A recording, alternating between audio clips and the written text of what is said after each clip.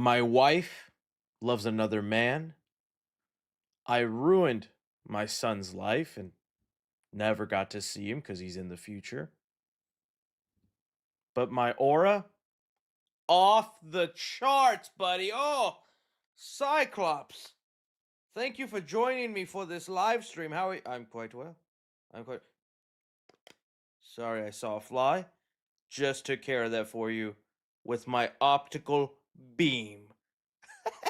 Hello and welcome, my beautiful movie peeps, and thank you so much for joining me here on another 3C Friday live stream. We've got so much wonderful movie news to discuss here today, and it's so great to see all of you here.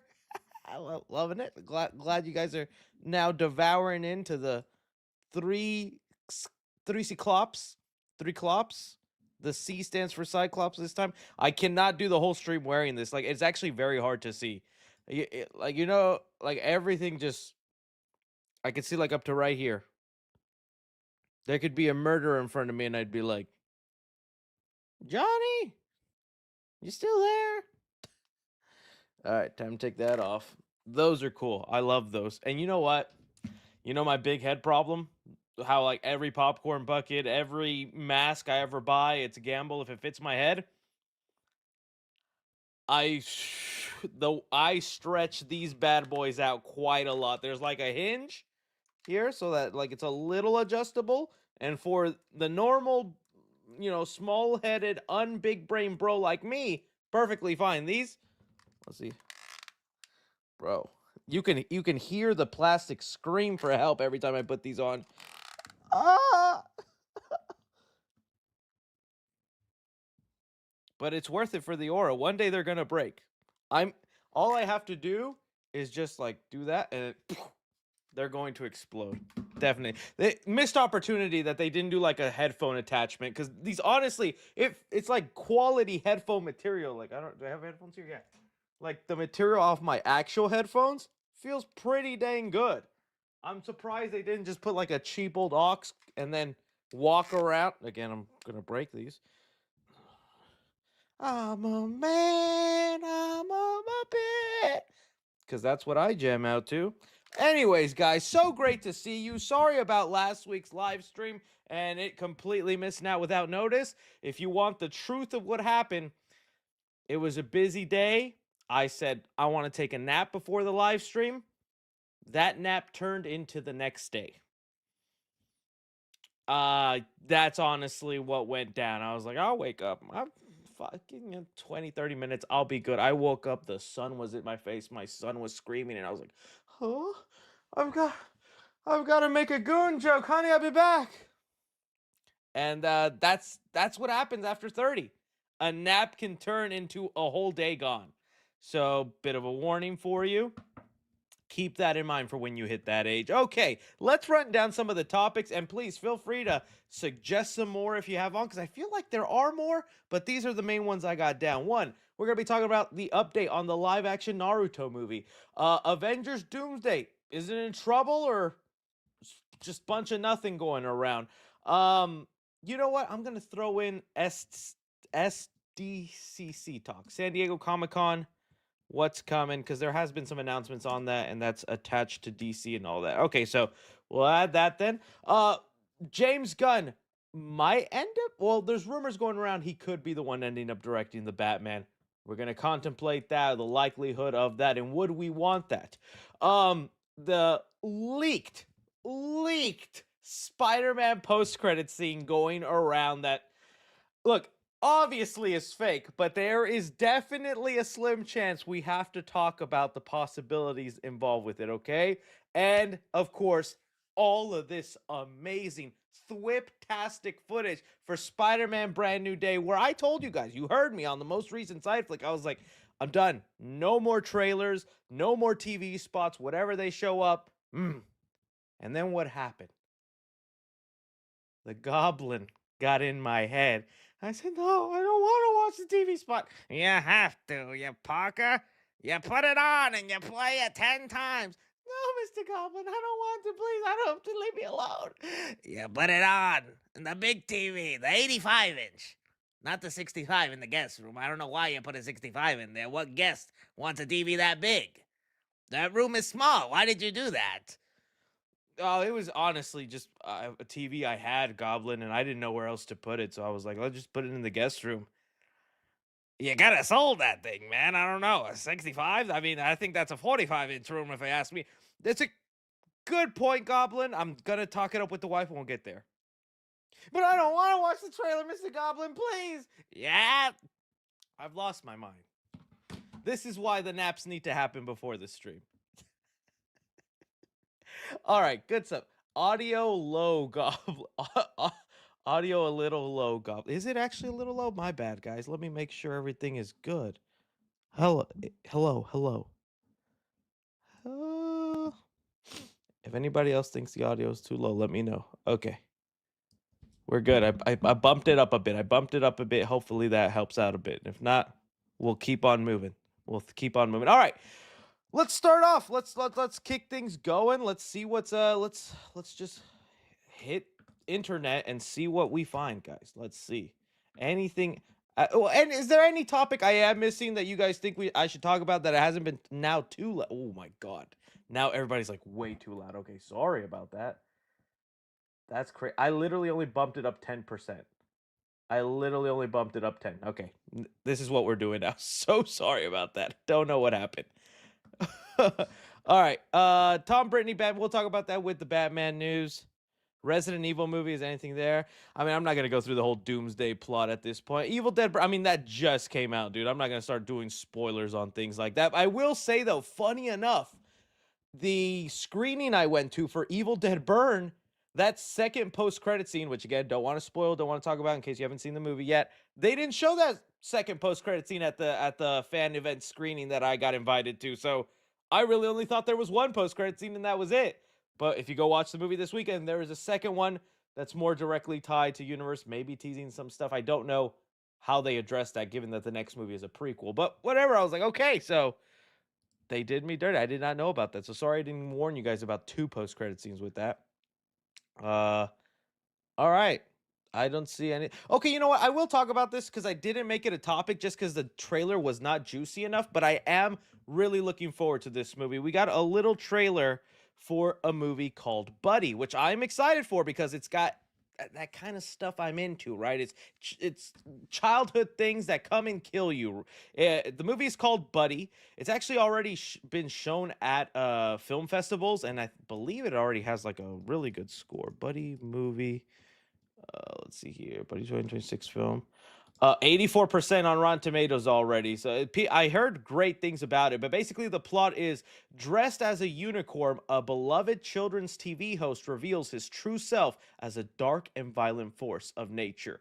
That actually did not do a good job of describing what the movie is. It's basically about a group of people. Film follows a girl and her friends who must escape a demented kids TV show. So it looks like they get sucked into the kids TV show. This haunted crazy unicorn is going and killing them. It's like, yes, sign me up. Now, we got a movie actually earlier this year. If you guys can in the chat help me out, what was the title of that movie? I didn't check it out because honestly it did not look that appealing to me, but it was a similar film. It was, except it was like a Mr. Rogers type of character. And it honestly, Caesar did not look all that the same. It was not Mr. Crockett. I like Mr. Crockett. Mr. Crockett's a pretty good one. It just came out like literally like, I don't know, like even a month ago. What was it? Was it that one? Monkey's Magic Merry-Go-Round? Monkey's Magic Merry-Go-Round. Yes, it is that one. Who said it? Crush 2860. Thank you. This one. Did it get decent? I did not check it out, but yeah, it's almost similar kind of vibe. It's just like a Mr. Rogers guy, except it's more from the I think perspective of the host, where like he's just demented and having flashbacks to things. I am actually into it. I don't know why the trailer for this did not hook me though. I was like, Mr. Crockett. I was hooked from the trailer. I think the movie has more potential if they continue on because I like the Mr. Crockett origin and things like that. But the movie in some aspects did felt a little underwhelming, Mr. Crockett's. But I keep hearing there's a second one coming. Heck, I'm not even hearing. I heard it directly from the source when I was at Fantastic Fest last year. Literally got to talk to the director. I was like, "Hey, so what do you do?" And he's like, I directed Mr. Crockett. And I was like, you're the Mr. Crockett. He also told me another movie he's working on that's a killer doll movie. And I was like, oh, that is gonna be fun. I don't know. I don't know about horror. People are gonna like that kind of movie. But again, I don't want to say too much because he told me in honesty, and I don't want to ruin it. But he did say he was like, "Yeah, we're making a second one, and that one will be theatrical." And I was like, "Well, I cannot wait because I think there's a lot of potential, Mr. Crockett." Anyways, though, with Buddy here, excited, looking forward to it. The trailer was nice. I mean, the teaser was nice. It's just nothing much I can like go off of other than like, oh, okay, it's A giving that special Barney episode of vibe. July 9th. But I definitely check it out. Why, if I just lowered it, Twitter, would you then blast it up?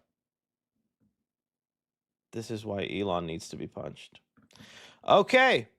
Hop off my meat. Hey, but I gave you a compliment. I said thanks for the movie. And this is how you were playing me? Consider me vegetarian to you, buddy.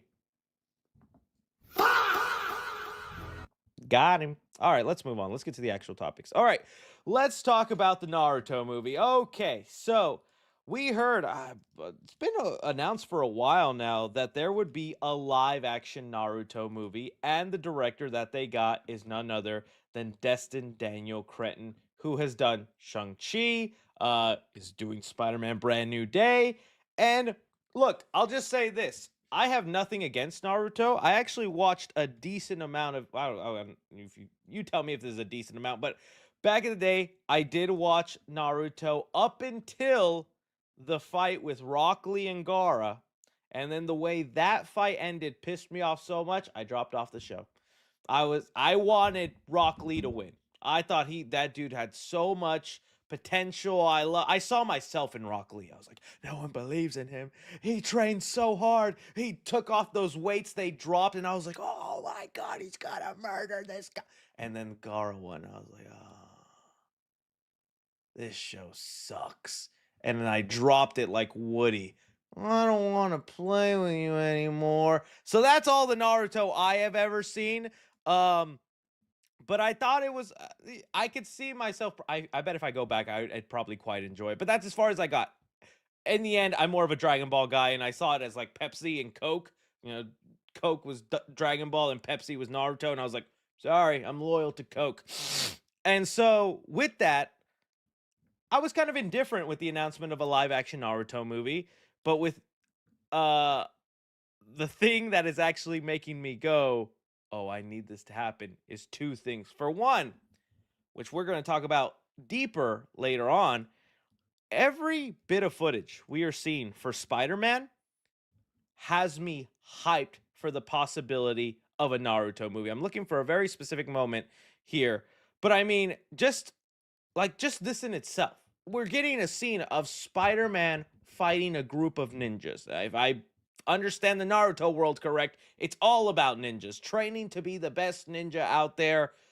And so there's even a shot. I love that. I bet I'm not gonna be able to find it here, but there's a shuriken that goes across Peter Parker's face in one of these sequences, and I was just like, that's literally gonna be in the live action Naruto movie. Destin knows, yes, right here, like all this right here, bro. Destin is just giving us the appetizer for that Naruto movie. And so someone who's like barely even that interested in Naruto, having Destin as a director attached, yes, let's go. Now, with the announcement that Lionsgate made, they also said they are now putting a worldwide search out there to look for the stars, to look for Naruto, Sasuke, and all the other characters. Um, I'll play Rock Lee. Put that bowl cut on me. I'll do it, man. I could I'll get in shape. I'll punch a tree for 30 minutes and see how strong I get. I feel like I can. This meats thing comment has been on the whole time. That's hilarious. Um anyways, uh and so that's probably top. Not even no, that's my number 2 reason why I am excited for this. The number one reason I really want this movie to be good, to succeed, to make $1 billion, because you know what will happen the weekend that happens? Dragon Ball Z live action movie announcement, baby.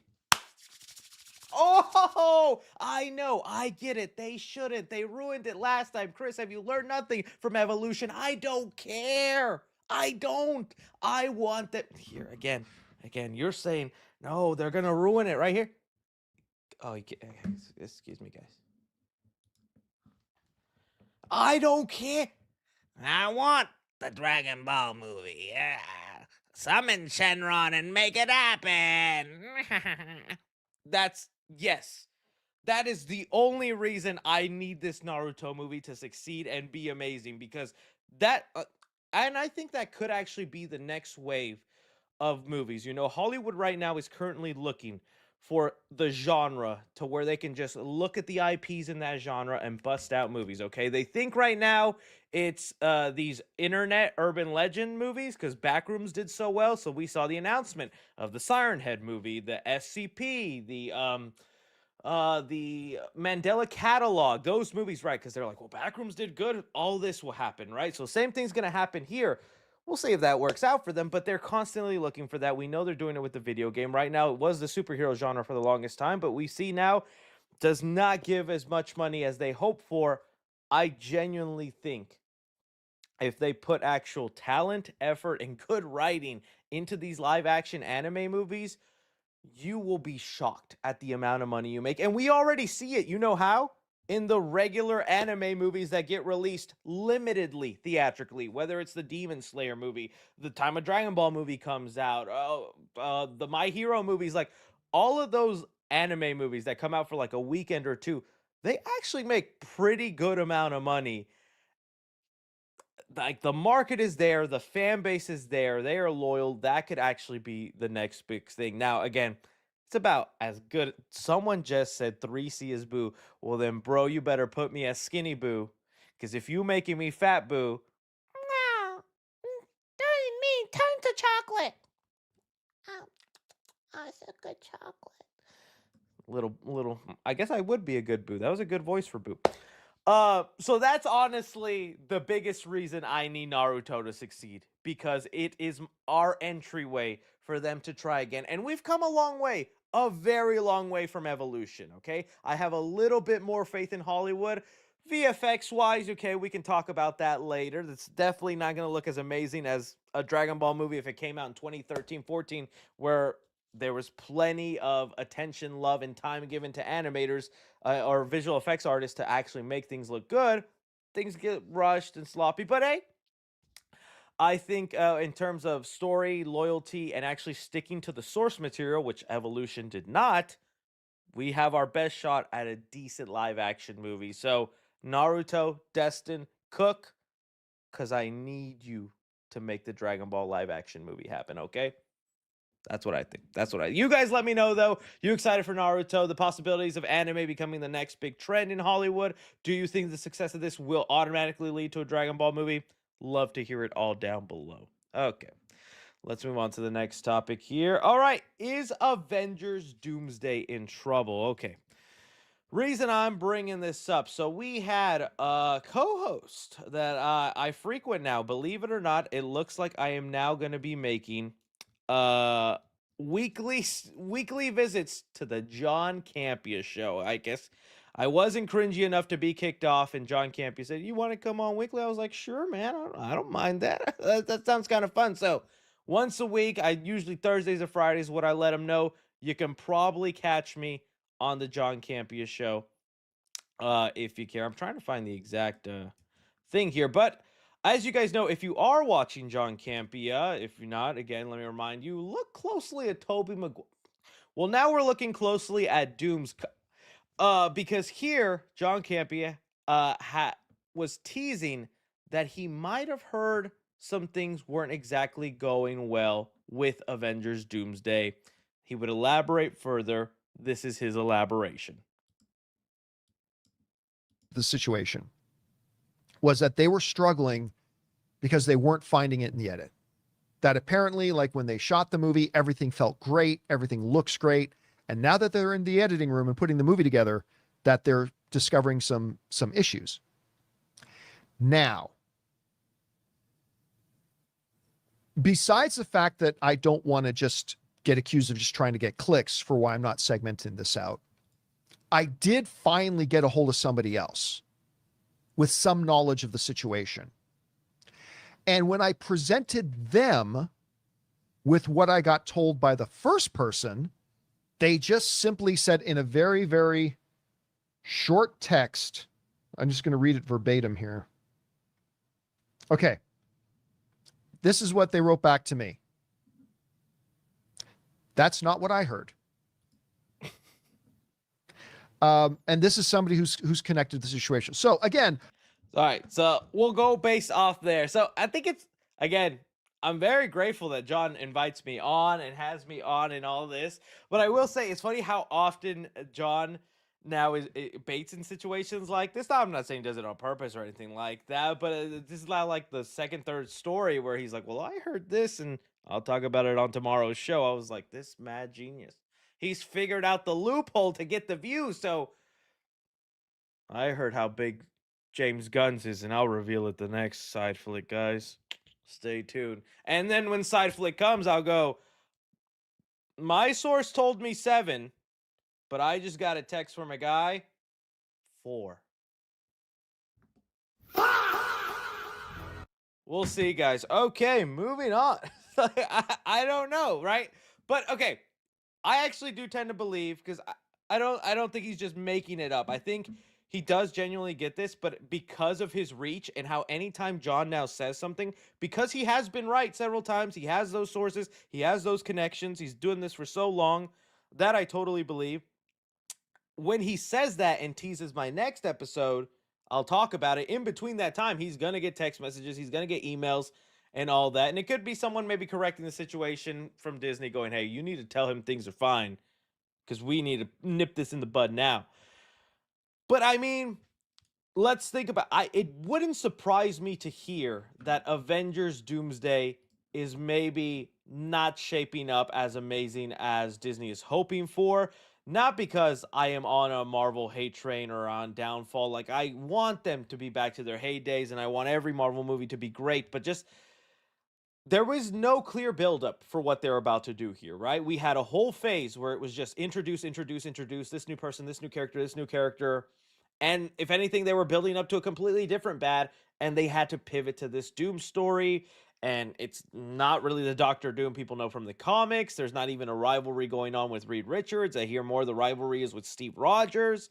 And then you're bringing in the old X-Men, you're this opening that's going to involve Tobey Maguire, all this other stuff. Like, it's a chaotic, crazy movie. It wouldn't surprise me that maybe it's not coming out the best, but I think, will it be filled with hype aura moments?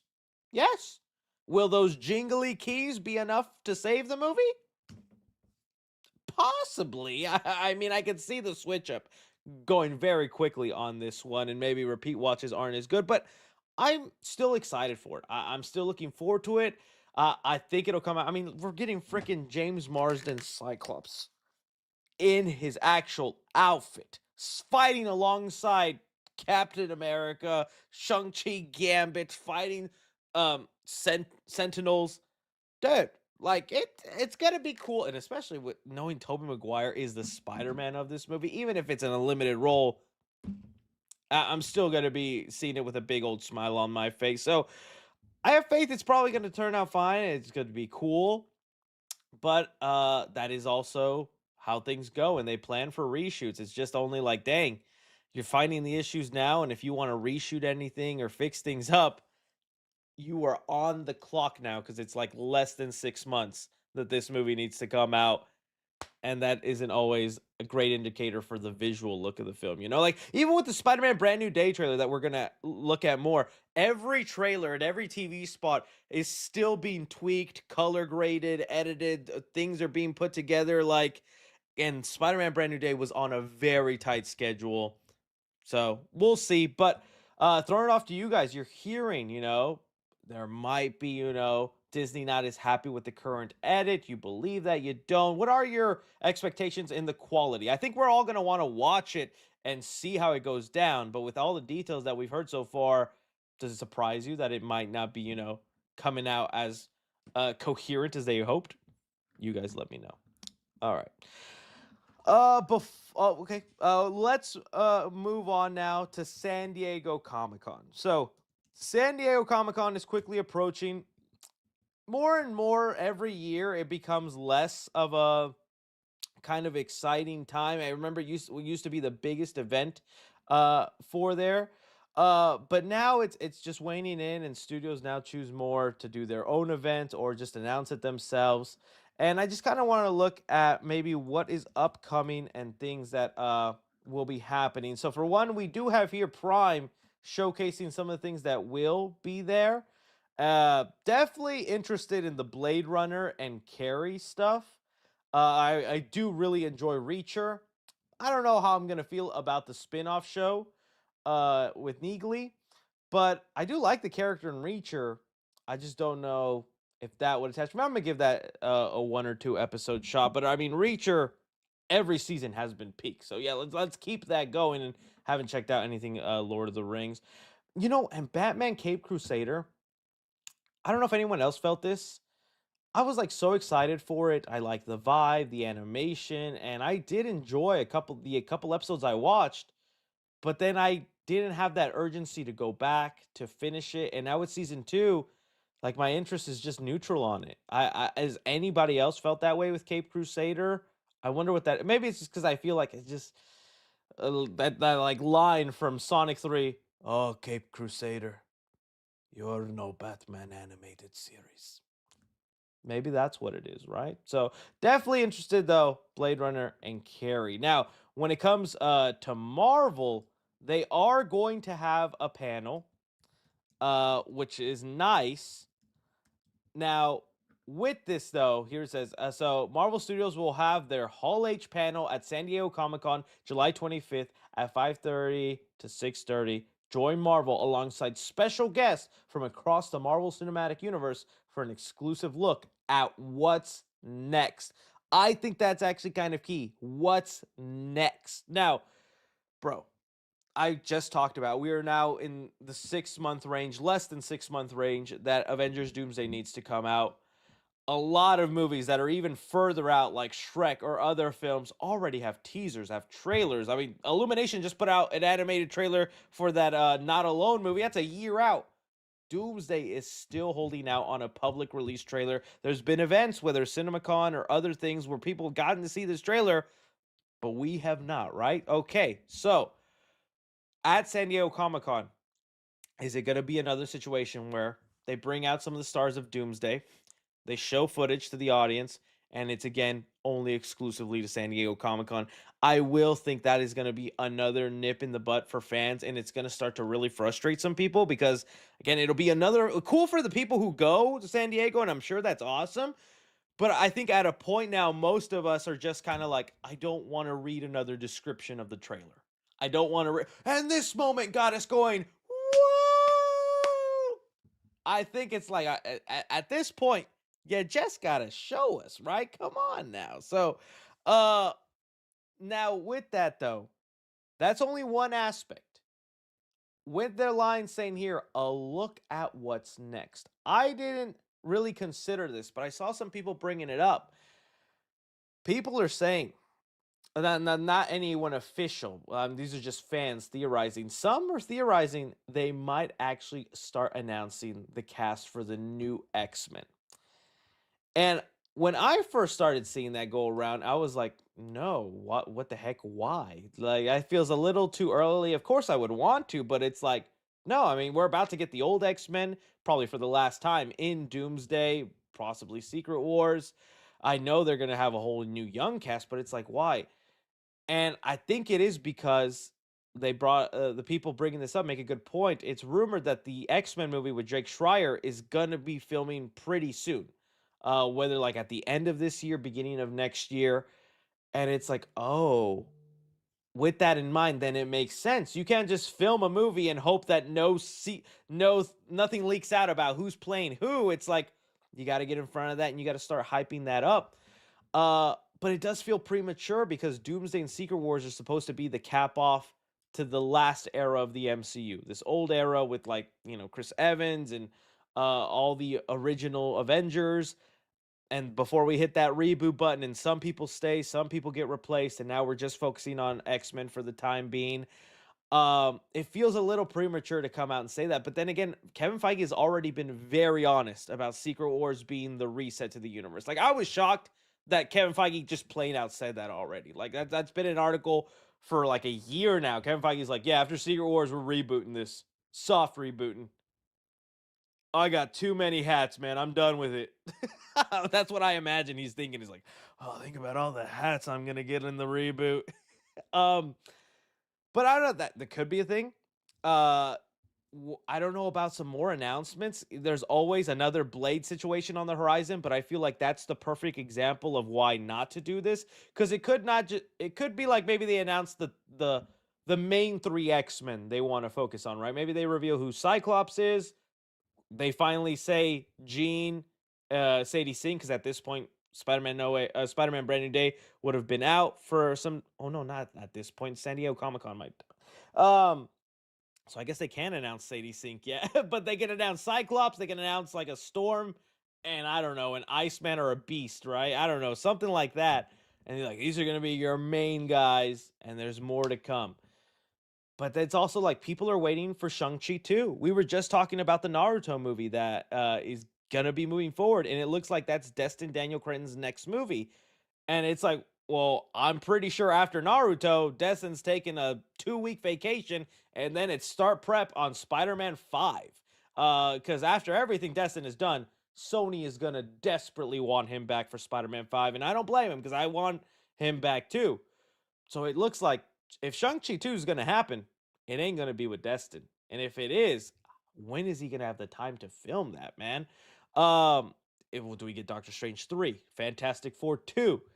What's the wild card movie? What's the Blade that they announce, right? Is it the Nova Corps? Is it the solo Scarlet Witch movie, which would be wild? But something like that, right? And then it'll be silence on those projects whether they end up happening or not. So yeah, that's some of the things that I think are on the horizon now on CDC for DC. This is also the interesting one.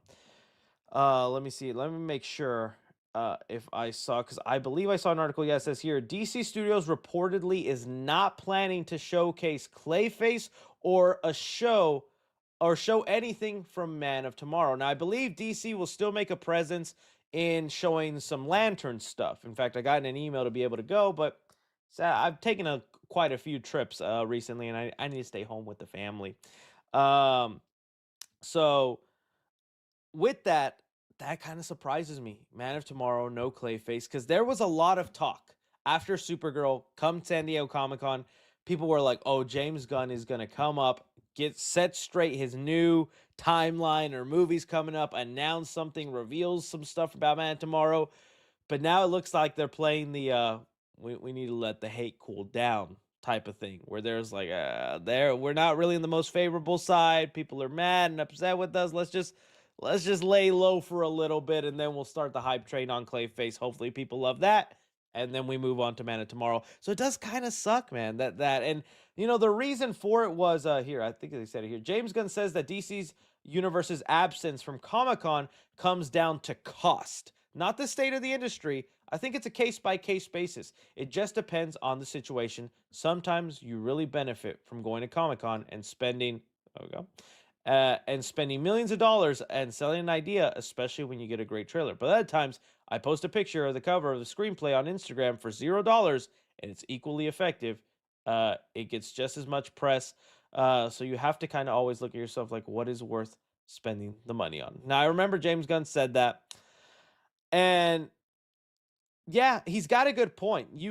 We saw like just with his Man of Tomorrow stuff, like he just posted a picture of like Lex Luthor in the war suit, and people were like, "Whoa!" And it's like that costs no money, like literally just swipe, and it's like so much money to fly out the stars, schedule them, get the. Oh, hang on, camera's about to overheat. I have to turn on the fan. Oh, sorry, just that's my bad, guys. I had to turn on the fan for it. Anyways, like I was saying, so yeah, but I mean, it is funny. We just came from Supergirl, where we have articles saying 100 million. Well, I think now it's like to $80 it's gonna be an $80 million loss, and then something like James Gunn says, we don't got the money just for Comic-Con. Supergirl, us. Man, I just want both studios to succeed. So we'll see. We'll see what ends up happening. But you guys let me know on what you're most excited for, how you even feel about San Diego Comic-Con, anything, everything. Leave it down below. All right, let's move on now. On the train of DC, there was an article. I don't know honestly how much weight to put into it. But there was an article from World of Real that sometimes is actually very reliable. Other times it's just a gossip column. I think it's because World of Real is sometimes like I think it's a spot where like anyone can blog. But we got here definitely talk of something that's been the hot button issue. Tom Brittney rumored as DC Batman and James Gunn eyeing directing The Brave and the Bold. So let's start on the Tom Brittney thing before we get to James Gunn directing. This is definitely the name that most people are hearing going around as the possibility to play Batman. And we do have a clip here where he was being interviewed, asked about it. And let's read some body language here. Let's read some body language and see how this goes. On Tom Brittney. Were you? Yeah, and it's kind of interesting. As I listen to that voice, Tom Brittney, strong characters. I mean, yeah. Did you ever, like, free to this tell is... I'm going to skip because Fox is known for copywriting, but I'm trying to get to the part where she just asked straight up. I think it's right here. Batman, you know what I'm talking about. Who? Batman. I know nothing. I know nothing about this. This crazy rumor. I know nothing. Well, Google yourself. Okay, so he's obviously giddy, laughing, funny, and he says no comment, but it can literally be like he just knows nothing. Maybe he actually is in the running or auditioning or is one of the top listers, and I don't think he'd want to ruin it by going, yeah, I'm in negotiations. We'll see what happens, because that right there will put you in, okay, we're not doing you anymore. We'll move on to the next guy. I gotta be honest, as chiseled and, he does have kind of a voice to him, but there's a part of me, I was like, I just don't see the Batman-ness yet. I don't see it just yet. I feel like he could totally convince me. This is also an actor I just haven't seen much work in, so that's definitely a factor. But I mean, yeah, I would say he's got the look. I mean, just there, right there, that jawline. Yeah. Also, really funny that the the reporter's view of Batman is still the Adam West Batman. Like that, she's just. I mean, yeah. Did you ever like free to this? tell Is me. like the whole so many of us have a different view of Batman, and hers is still Adam West going. He is the go. R.I.P. Adam. R.I.P. But anyways, okay. So Tom Brittney there definitely looks coy. Definitely looks like it's a possibility. Playing it cool.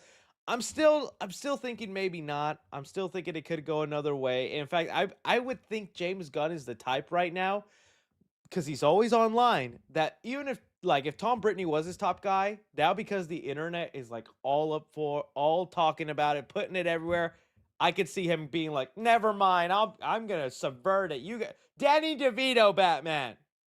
Yeah. Say something about my universe now. I could see it. Bro, come on now. Jensen Ankle. I like Jensen. He's cool. We do not go with him for Batman. We do not. I like him. I just don't think as far as competing with Pattinson, because that's what you got to do. You got to compete with Robert Pattinson's right now, and he is setting the bar unbelievably high for what to portray in a Batman. Jensen, love him. It's not going to come close for that. Yeah, he said, I believe he said that he didn't say any names, but he said like some people that people have heard, and so they thought it was him. But anyway, so with that in mind, with him, okay, we'll see. If it gets announced, not gonna be mad. I'm gonna be more waiting just to see the outcome of it. But it's not a name that would make me go, oh yeah, they're cooking. Now, the other part of this I wanted to talk about is the James Gunn possibly directing the movie. So he says here, officially, Andy Muschietti is still attached to direct Brave and the Bold, but many have speculated about his potential exit ever since the failure of The Flash, especially after the DCU's total 180 as it heads in a different completely direction under Gunn's leadership. Christina Hodson wrote the latest draft of Brave and the Bold, and I keep hearing that Gunn is actually considering replacing Muschietti with himself. Yes, Gunn is apparently tempted to direct the DCU's Batman movie after helming the first 2 Superman films. Might as well take the ship down while you're fully at the wheel. Now, I want to make one thing clear as I go into what I'm about to say. I have no hate for James Gunn and what he's doing. I was unbelievably excited whenever he got announced. I really enjoyed his Superman. Disappointed with Supergirl, and it's definitely highlighting the possible issues we have going forward because James was very open online. Our scripts are ready. Our movies are great, and that's what we will shoot. And then you look at Supergirl, and I was like, that's your standard for excellence. Might be in trouble, buddy. Okay. As we are continuing on and we hear more and more about James Gunn's DCU, it really is. You remember in Step Brothers where that scene with Seth Rogen they're like dressed in tuxedos and says like, "Oh yeah, you guys tuxedos are funny. Yeah, you guys seem like a couple of cool guys. Let's do it." Then a big fart comes out and Seth Rogen goes, "All right, now the tuxedos seem fucked up." That's the exact vibe I'm right now a little bit with the DCU. I'm like, Mr. Terrific, okay, Hawk Girl, Guy Gardner Green Lantern. Okay, this seems kind of fucked up now. Like everything, I was like, I'm not fully on board. It seems a little odd, but I'm like, I'm gonna trust you. And now it's just a little bit like, all right. That's what I'm like, Jimmy Tatro Gorilla Grodd. I'm like, you're either a mad genius, Gunn, and you will prove me wrong, or this is exactly the things that make it hard to get online and go, Gunn is cooking. Let him cook. I'm just gonna like, guys, stop. He's my friend. Can you just let him do what he does? That's kind of how I feel a little bit. I don't even know what my point in all of that was. Oh, okay, yes, with the Batman now. So with this, I am now on the belief. I know nothing, obviously. I live in Dallas, Texas. I know what you know from what we read and see online. Okay, no campia here. But with all of this, I definitely get the sense from James Gunn and the way he's talked in recent interviews, because he says he has a 10-year plan and he has it all mapped out. And I believe he even specifically said these words in an interview. He's like, whether that's with us or hands it off to someone else, when his contract is up, come at the end of this year or beginning of next year after Man of Tomorrow, I do think Gunn either dips because it's just like, it's not worth the headache, the stress. I already got my big paycheck. I directed 2 Superman movies. I'm good. I want to direct movies. I don't want to be a studio head. That's how I see it, and I don't blame him because it's a tough job to do, and he, again, at the end of the day, is just a great director. But if I had the job and the power to, on my way out the door, give myself a paycheck to direct a movie about one of the coolest superheroes of all time, why would I not do that? Why would I not I'm already leaving and people are going to talk their crap and say my universe was a failure. Okay, I get to make a Batman movie and I win. This is how I win. Like Yagami, that's Gunn right now. I don't blame him. Now, as a fan perspective, though, it's definitely kind of like, I'd want to see it. I'd love to see James Gunn's interpretation, because I believe he's already said Batman is his favorite. So it's like, I would want to see, if we see what he does with Guardians, Superman, I would want to see his take on Batman. But man, I don't think it would be a good look for the DCU. It would reinforce that thing of like, only the DC's only cooking if Gunn is at the wheel. You can't just have him direct every movie. Like even Zack Snyder, Patty Jenkins had the wheel, James Wan, and those movies in themselves, they did a lot for that universe. And so it would definitely be a situation where it's like, God, I would be curious to see this movie. But it does not look like a good move to do that. But again, I keep going back from his mind perspective, because he's holding the DCU. And if you want something done right, what's that saying? You got to do it yourself. And he is trying really, I think out of all the projects, it's Batman he's trying desperately to make sure that gets right. Because it's not just the biggest hero of the DCU. It's also a movie that has to directly compete with Nolan's Batman, Matt Reeves' Batman. Those bars are set high, expectations are there. It's like, can he trust that after especially what just happened with Supergirl, Craig Gillespie? We saw the behind the scene articles. He had the studio made their own cut. They competed with him. It's like he has to be at the wheel for this. But I do think then that's a exit move. That's a I'll direct Batman and then I'm out, y'all. But we'll see. We'll see. Uh it really only takes one great movie for all of us to start changing our mind. I think Clayface could come out and be meh, and we're again talking about this is over, it's done. But Man of Tomorrow comes out and it blows our mind. We're like, James Gunn's universe is awesome. Things have never been better. What's next? That's the way it kind of works sometimes. Will, are you trying to say, will Peter Safran stay? I can see Peter staying. Peter isn't necessarily the creative head. He's the financial head. He's just the one that's like, we could do this, but we can't spend this much money. I think he keeps Gunn in check in that aspect, the financial stuff. So yeah. Oh, dude, Lord and Miller Batman. Heck yeah. I don't know how I feel, but Lord and Miller lately.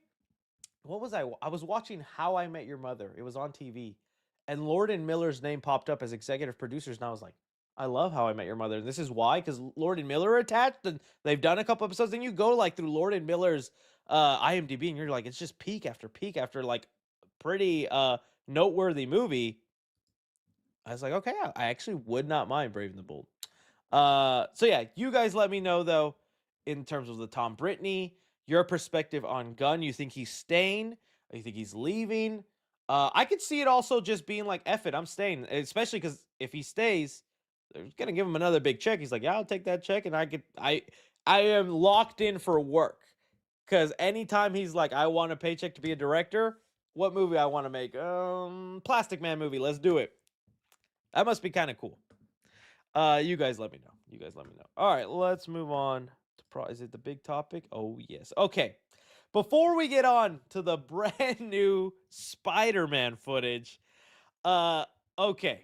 There has been this leaked footage of the post-credit scene. Now, again, if anybody's worried for spoilers and all that, I think there is a 110% chance this is even real. But it is worth talking about for a couple of reasons. Okay, so this started popping up out of nowhere. Let me see if actually I saved it on my, because I don't just want to scroll endlessly looking for it. Yeah, here it is. Perfect. Okay, so this popped up. And before you laugh at me and hit your own fa button at home, let me just explain a little bit, okay? So this popped up. And it's the rumored post-credit scene for Spider-Man Brand New Day. Now, I'm saying what everybody's thinking, and I'm aware.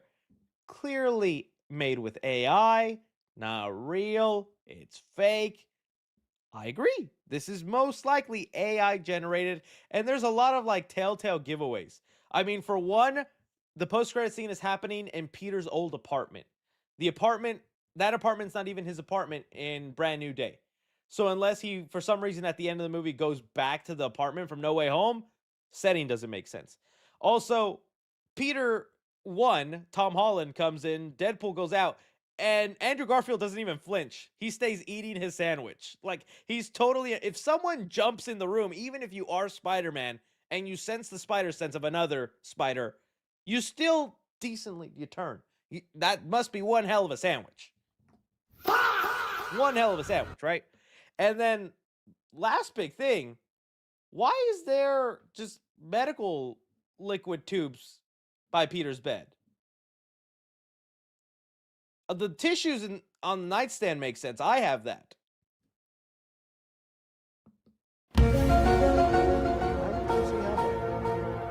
It's a mystery I'm not going to answer today.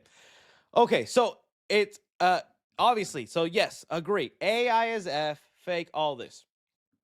Now, I bring you guys back.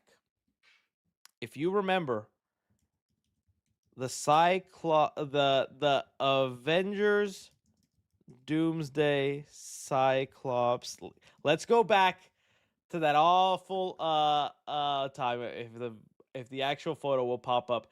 But there was this leak, and we went to it in detail, trying to see if these were real or not. I'm gonna have to go back and look at the old 3C Clips channel, right? And I definitely did not age well. I will say that. On my part, did not age well. Just like this video is not going to age well. But again, we're getting to a point here. Uh, here, I'm trying to find the exact one. Here we go. It was this one, right? And we went through all these leaks that suddenly appeared online. Now, what did we learn from these leaks? Most of them, probably 90% of them, were AI generated, but they were AI generated based off the actual looks, designs, and costumes. So, although AI generated, it is still 100% accurate to what characters actually look like in the movie. I mean, one of the big ones was this photo where I was just like, guys, like, I don't, something about this just kind of. And then what eventually happened? A lot of these costumes ended up being extremely similar to what we actually saw, because whoever leaked these out actually had the real photos, the real costumes, and they're like, well, I can't release these. These are real. But if I plug them into Gemini or ChatGPT and say, recreate them in a makeup room, it's recreating them based. Yes, I like my own video. If I'm not my biggest supporter, then who am I? You liked your own video. I hate you guys. Okay, so that's what I'm getting at here. It's this sticky area in leaks now, where yes, something is clearly 100% made with AI and faked. But is this one AI and faked based on a prompt from what actually is going to happen in the post-credit scene or in the movie? That's what I'm bringing up here with you guys. What we're seeing here, clearly not real. But did this get... Because it's so specific. It's so random and specific. Just... You could see it right now in whatever video chat they have. Okay, post-credit scene, because I know I'm Kevin Feige's mistress, and he told me about it after we made love, and he didn't have his hat on, but I like him to keep his hat on. I tell him, keep it on, Feige. I like it. It's your persona. It keeps me going. And he opened up about the post-credit scene. I was like, oh, you didn't have to tell me that. I never ask about your work, Feige. And then she goes on Reddit or ChatGPT and is like, okay, it's going to be in Peter's bedroom. What does AI have to go off of based on Peter's bedroom? The last thing that we saw, which was No Way Home, okay?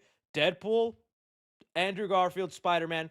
So is this entire scenario actually going to be what happens, and it's the lead into Secret Wars or Doomsday? Or is this just someone just having fun and they just made up a completely weird scenario? So that's honestly what I looked at. It's one of those things where it pops up and you're like, this is clearly fake. This is dumb. Who is even buying this? I think the even original video had the AI watermark on it, and it's like, guys, it's fake. But then it got me thinking, with all the fakes, they have been generated based off what's actually happened. Is this going to be a situation where we all were like, this was fake?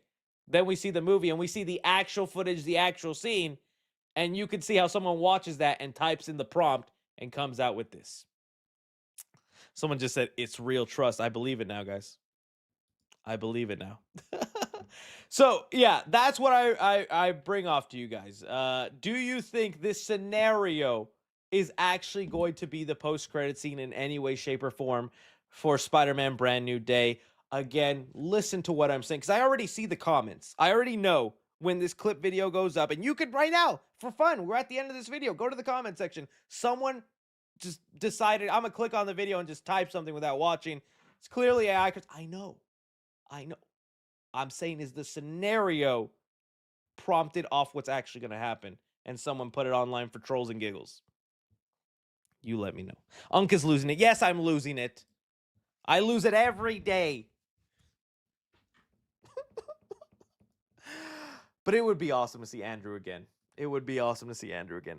Especially if Spider-Man keeps his organic web, and in that post-credit scene, he's like, oh, you too? Am I next? I can see that'd be funny. All right, now let's get on to the hot money, hot diggity dog. Ooh, ticket. the Spider-Man Brand New Day footage. So I compiled it all into a video here for us to digest. Let me bring it up here. All right, let's do it here. Oh, it removed me too. Beautiful, beautiful, beautiful boy. All right. Opening it up. Sorry, guys. All right. We have gotten a ton of footage of Spider-Man Brand New Day. It's definitely to the point now where it's like, it's too much. We have seen enough of this movie, but it's just going to keep coming. And this is still even before the final trailer. There was word going around last week that we were supposed to get the final trailer, but then the Dune trailer came out. Other things came out. Maybe Sony delayed it, or maybe it was just a false rumor. But even without the actual final trailer dropping, every TV spot, every TikTok ad on this movie gives us another second and another second. So I just thought, let's go through it, dissect it, talk about it. I know I said I wouldn't, but I am just too excited for this. So starting off here with what we have. This is all the latest footage. By the end of the stream, there could be more, because that's how quickly a lot of this stuff is coming out, man. Okay, I try to put it sectioned off in order. So we're getting a longer look at the fight sequence between Spider-Man and the Hand, already looking to be like one of my favorite moments of this movie. And I was somebody that when I first heard Spider-Man fights the Hand, and I even saw the first poster, I was like, this feels so no, I see the vision, Destin. I didn't see it before. I get it now. So we have it here. They throw a shuriken. Look at that. Peter just and then my favorite moment. Oh jeez, that just blasted in some of y'all's ears. All right. The Aura Farm. My God, guys. This right here. Where's my tissues? Where's my lotion? I could cry. Finally! 4 movies! 4 movies! And I am seeing footage that is making me just feral. Oh, I don't. I really hate that I'm like that, guys. Don't think that this...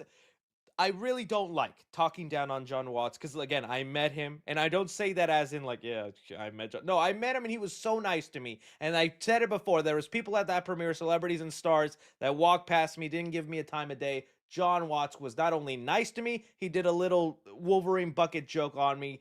I'm forever grateful that he even gave me that time, right?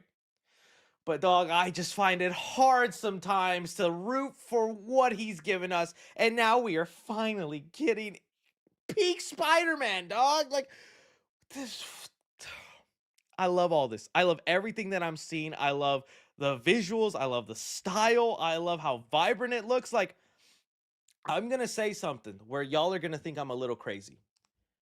I don't think we've had a Spider-Man movie that has turned little kids into Spider-Man lovers the way the way it happened for me when I watched Sam Raimi's first Spider-Man.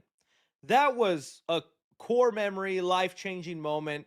I didn't go to the theater that day. I don't know where I'd be in my life, because it's still like fresh in my mind, sitting in that theater, little Spider-Man toy, word Spider-Man comes up, and experiencing that film, and it made me a Spider-Man fan ever since. I could see that still happening for a kid when they watch Spider-Man 2, some for Spider-Man 3. I'll even give Amazing Spider-Man 1 and 2. But less so. I'd be fine if you said, I don't think Andrew's really converted any, or I don't think Tasm did that for anybody. I can't see a 9-year-old watching Homecoming, Far From Home, maybe No Way Home, but that's a lot built on nostalgia. I can't see them having that experience and that feeling. I can see that happening with Brand New Day. There is enough visual gold, eye candy, and aura moments like this where you're 9 and you see Spider-Man just posted up in his outfit, beaten, bloody, determined, about to take down a room full of ninjas. 9-year-old you is like, I want to be him. He is everything. Nobody is cooler than this man right now. Like, that is what I'm saying. I feel like we have not gotten... Well, Spider-Verse is different. Animated. I'm talking live action. I do agree Spider-Verse has converted a lot of kids into Spider-Man fans. That is no doubt. But in live action, I do feel it has not been as strong of a push. Brand New Day is about to turn a lot of the new generation into Spider-Man lovers. Like, I agree with me or not, right? Okay. That's the hand stuff, all really great. I cannot wait for these fight scenes to go down. Okay, now the Hulk stuff. Very interesting, the Hulk stuff that they've been revealing. So, for one, we get this sequence here. Spider-Man running up a wall, webs down the Hulk, and this makes me laugh instantly. Punisher is being dragged on the floor via Spider-Man's webs, and Punisher genuinely thinks, I'm gonna help you, webhead, and just shoots him with a gun.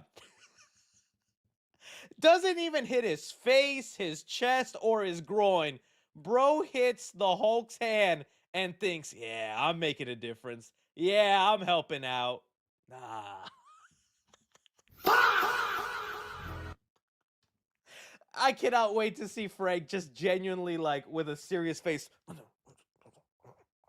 And not Hulk isn't even being phased. But man, visually, it's going to create such a fun challenge for Spider-Man in this sequence, because it's not only him having to fight the Hulk, maneuver him, suppress him with his webs, hold him down, but also protect Frank Castle's life. He is just a human. One finger hit by the Hulk and Castle's done. He's seeing his family for dinner that night.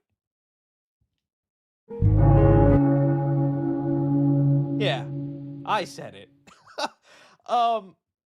But it's still a cool scene. It's still cool. Now, I'm very curious because it's very clear here. He is Smart Hulk. He's still in his clothing. He has his pants. He has his sweater. So this is still going to be a Hulk that in a weird way is holding back. Because it's more Bruce Banner in charge than just the Savage Rage Hulk. So he's going to be more strategic. He's going to be a little bit more careful. But it is going to be interesting to know why that Hulk would even want to fight. Maybe just Bruce isn't aligned with Punisher and Spider-Man's there. And he's like, hey, stop.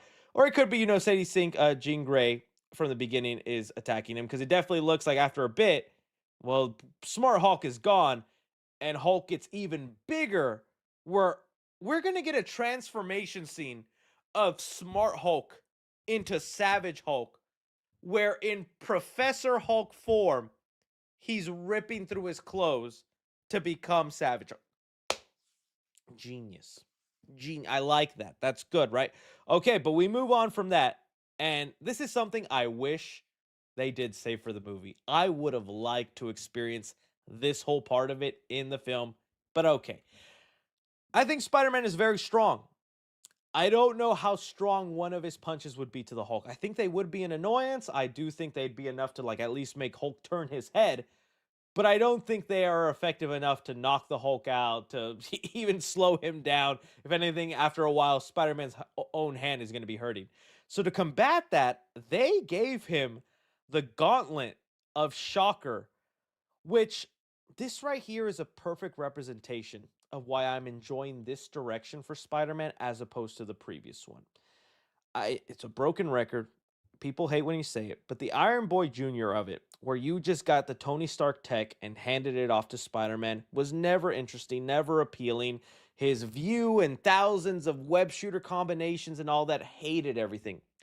Something like this, where it's a weapon from one of Spider-Man's foes, that was a foe that he fought early on in the day, repurposed to fight the Hulk, peak.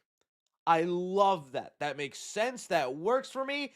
It fits into the universe so well. And I love that for him. It's so much of a better use of Spider-Man, more teched up. And we know in this movie he's going to be more using his tech, but being in what looks like the Department of Damage Control's facility, and if they have those gauntlets, whether they're studying them or trying to replicate them, and Peter knows what they are because he's fought Shocker before, that's going to be awesome. And right here, this shot of the Hulk, he's webbed up. Okay, that's not the Hulk's G-string pulling him back. Spider-Man's webs, I think, are connected to rubble and is weighing the Hulk down, holding him back, and Spider-Man is about to punch him. I love this shot. This is such a great shot, dude. This is something else I brought up. In the previous trilogy, someone said, is Shocker returning? I don't know. That's a good question. Shocker could be, and I would love that to be one of the surprises. Because at this point, I don't know how much is left in terms of surprises for this movie, because it seems like they're revealing a lot. Shocker would be great to come back, but if not, I could see the gauntlet and all that maybe being a segue into reintroducing him, soft relaunching him, and comes back in 5, right? Either way, though, in the previous trilogy with John Watts, he did have amazing moments. I mean, going back to Homecoming, we talk about that scene with Michael Keaton at the lights, the green lights changing, very cinematic, very beautiful. I even love the scene of Tom running down the high school hallway, picking up the lockers and getting his old gear. But my favorite scene of all is the rubble, which is, again, well, that was a comic recreation panel of This Be My Destiny, and just picking them up. And I love that shot. But it was always like that with the previous trilogy. It was like 3 moments that really stood out, and you're like, yeah, those were kind of cool, but the rest of it just not that memorable. Not like every frame, every scene in this is something memorable, amazing. It's bringing us back to just instantly having something to gravitate to, uh, per the movie. Now, I see someone already asking, wasn't the Hulk supposed to be gray? Because of that art book that leaked. If you guys remember, I talked about it on Sideflick. It said in that art book that they were seriously considering Gray Hulk. They even did mock-ups of Gray Hulk, but at the end they decided it's just best to go with green. People are used to that. They, I guess, didn't want to explain why he was gray, so he'll stay green. But I will admit, every shot in these trailers and TV spots that they've used of the Hulk, they're like, I hope they're purposely desaturated, because I don't know why they're looking so gray unless they're just trying to trick audiences that, oh, it could be Gray Hulk. I hope they're a little bit more saturated and less flat looking than this. Okay. Then there's this where we just thought, okay, they're going to fall to the ground and continue the battle there. More footage is showing the battle does not end there, and they don't even hit the ground. Hulk here, which I would not want to be the person that Hulk one hands to the wall. You stink. Nice and good. Oh man, that must be feeling. The Hulk literally whole hand torsoing Spider-Man up against the wall. That's crazy. But I like this shot. Flings him away like the bug he is. And good. I love that remember in that art book they also told us Hulk's face has been monsterfied. They've taken away some of the familiar features of Mark Ruffalo and put more in, just kind of exaggerating his angry look, which I think is better for Savage Hulk. Good way to go with it. Um, and I guess I didn't include it, but there's another shot here where Spider-Man webs him back and continues on with the fight. I actually do have that footage. We'll get onto it in a sec. So continuing off, putting a pause on the Hulk stuff, the Scorpion stuff as well. Like here, this might very well be a practical shot of Spider-Man where he just like cancels his momentum mid-air with his web, comes back in for a combo, and knocks out Scorpion. We've seen them do enough crane work behind the scenes that I could honestly believe this was done practically and they just digitally inserted it afterwards. But it looks great. I love this movement. The other thing which I've talked about again that I'm happy with is the less exaggeration on the eyes. I know you look at this little scene and you think the eyes aren't moving at all. They are, but they're moving so subtly, and they're letting Tom's physical body do most of the acting instead of doing the eyes do all the acting. Such a brilliant choice. Something I really wouldn't even have thought of. I just thought, well, we're doing the emoting eyes, we stick to it. But now if you compare the use of the emote eyes here to the previous trilogy, it's a night and day difference. It's like the subtlest changes where you don't even notice they actually move sometimes. And it's mainly just relying on Tom Holland's physical ability, which I think is only going to highlight how good of an actor he is. Because some people still doubt that. Since he's been Spider-Man, doing nothing but Spider-Man for the past like 10 years. Continuing on with Scorpion, though, very curious how long this winter fight is, if it's part of the montage, the opening of the movie. But it's really good, and we got the answer and debunks one of my dumb theories from the previous live stream, where I was like, oh, I think it's Jean Grey controlling Scorpion, and it's Scorpion with Jean Grey powers. Sit down, Chris. Sit down, delete your channel, and never talk about comic book movies again. We've had it. Your mind? Rotted. Let it go. I don't want to.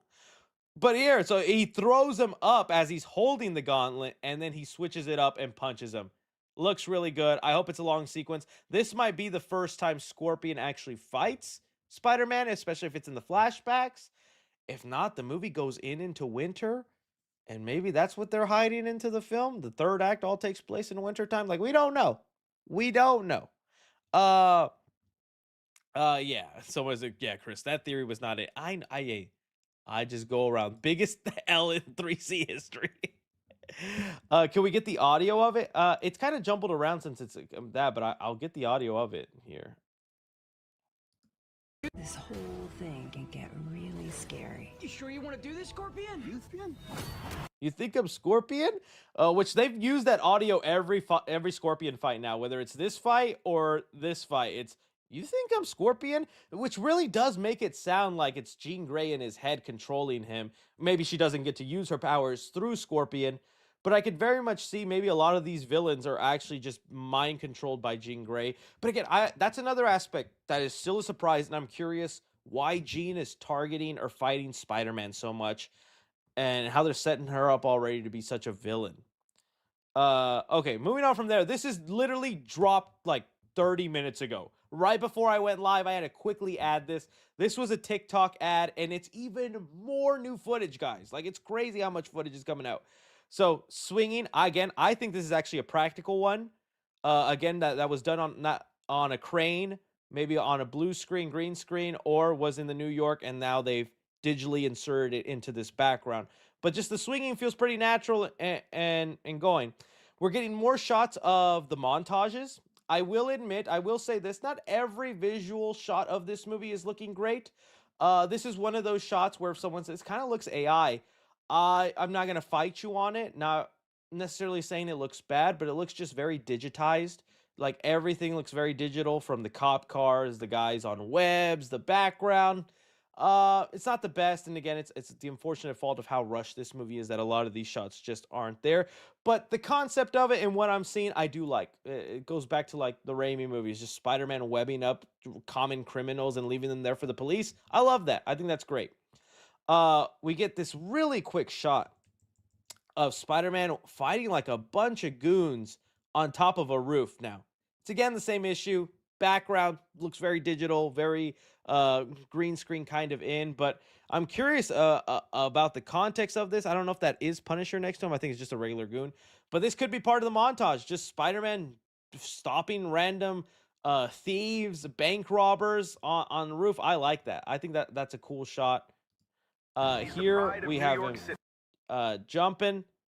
I love this shot. I think that looks gorgeous. Just him going down, sliding through that building. That's beautiful, man. The suit looks great too. That shot I like. This might be Delmar's Deli again, or a different one, and it's just going to be funny again how their relationship is, because Delmar doesn't know Peter at all anymore. He's just a regular, another New Yorker that comes in and out. So that'll be kind of nice to see. I do like this shot here of Spider-Man juking the cop car. That's good. Saving the kid. Love Spider-Man saving stuff. We've seen this. Again, we've seen that. Okay, here's where we continue on with the Hulk stuff. Again, Hulk just grabbing Spider-Man like he's an action figure. Woof. That looks dope. Let's see.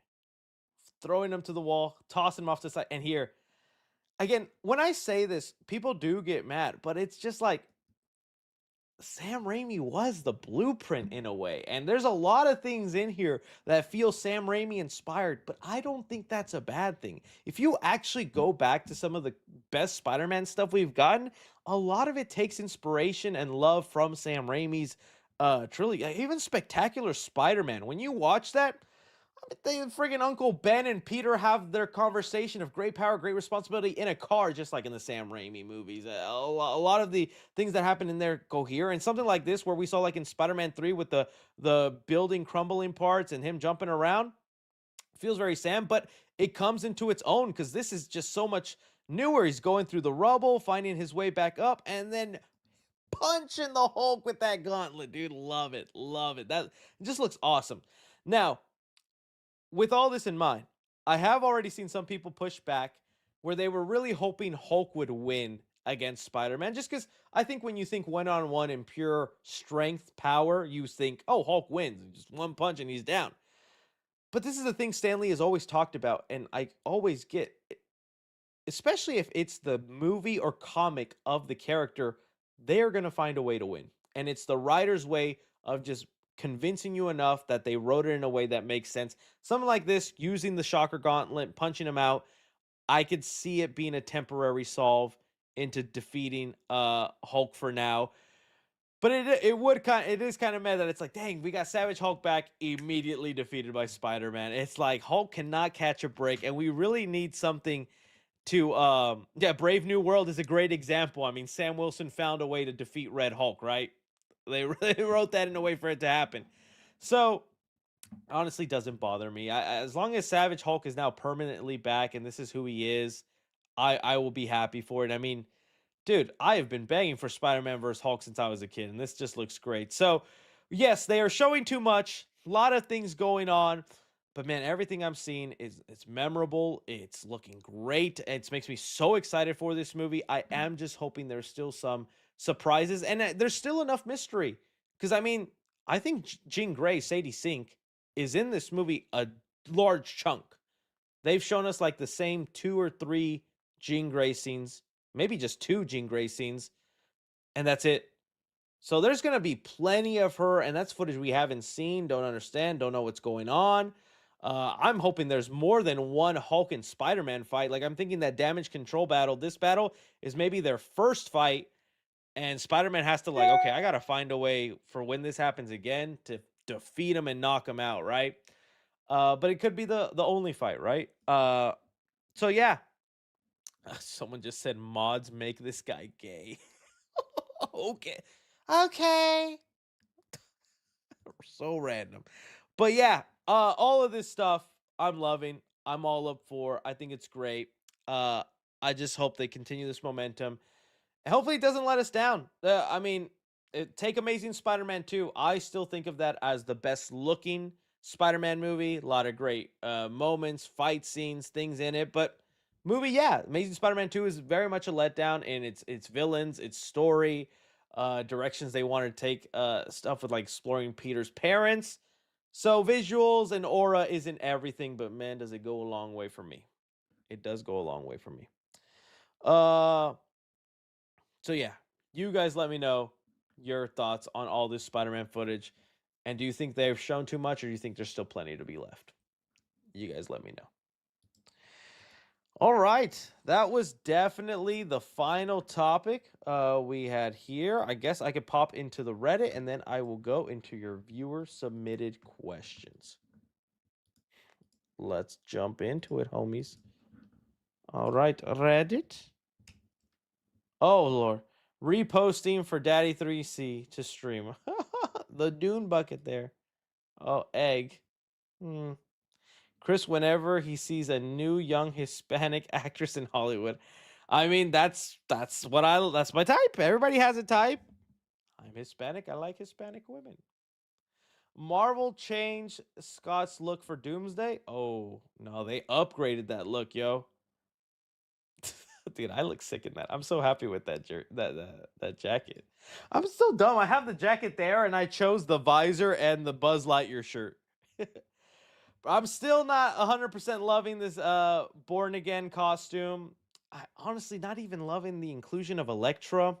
Can I say something? Can I be honest? I feel like I'm being a Daredevil hater when I'm not, because I still like the last season. I didn't love it as much as other people, but other people did. It just feels like it's a lot of like, hey, remember the Netflix one? Hey, remember this stuff on the Netflix? I actually like the parts of Born Again where they were pushing onto some new stuff and gonna go a little further with it and things like that. And so I don't mind bringing Elektra back, and I know it's like a common thing she does come back, but it does feel a lot of like, hey, remember the Netflix series? Remember this character? I don't know. Let's see. But maybe the suit will work out. You liked Daniel, basically. I did like Daniel. That was the one, the fellow, right? Like the Sopranos kid. Agreed. I'm done with Kingpin. Yeah, Kingpin does need a break, though. Kingpin does need a break. I don't need him done forever, but Kingpin is like, can we get someone else in there? All right, let's see here. Obsession parody video when you wishes. I think I've seen this. There's been a lot of great Obsession parodies, man. Thoughts? I mean, that's genuinely what I'm thinking they're gonna do. Deadpool is for sure either in Spider-Man 5 or 6. Like the money right there, especially because they're. What if that's the new trilogy? Is R-rated characters as the sidekick in every Spider-Man movie? I mean, they're testing the waters with Punisher here. Then the next one, Deadpool, rated R character. I don't know who would be the one in 6. Like a Blade. I don't know if that would like sell all that much tickets though. But that would be funny. A Ghost Rider? Yo, I'd like a Ghost Rider. Remember he was rumored for this for a while. Chris, when he sees Cyclops dead in Doomsday, he better not die. I need Cyclops to last a while. No. What's this? Bruce, it's been 5 years. You still owe me $16? I don't get the joke there. I hope I don't get humiliated. Humiliation Factory. I mean, we'll see. We'll see. I've definitely been seeing some of the rumors with Lanterns, but I'm going to wait to watch it because I'm still very excited for Lanterns, and I hope that's good. Chris leaving Comic-Con after being rejected and not being able to watch Coyote vs. Acme early. Oh, is it playing early there? Oh, I would go to San Diego Comic-Con for Coyote vs. Acme early. Oh, the last thing my Dino Nuggies see before they brutally devoured. That's actually hilarious. That's actually hilarious. No. Someone's got to like add in the SpongeBob actors. Make it yellow too. Okay, that's definitely. Dude, I saw this and people had a great idea. I didn't even think about this. So, because Obsession's a big success and anything that's a big success needs to be sequelized, commercialized, all this stuff. Sure, right? But people's ideas at first were, okay, let's do, and I have not broken my one wish willow yet. Like, I'm treating this like it's real and I'm waiting for the right wish. Still have not thought of what that wish will be. But anyways, people are like, oh, it'll be a wish. It'd be a different wish with different characters. I'm like, yeah, okay. Or this and that, or the TV show with different wishes. I'd love that. Now people are saying, what if these other trinkets actually become movies and these trinkets also work?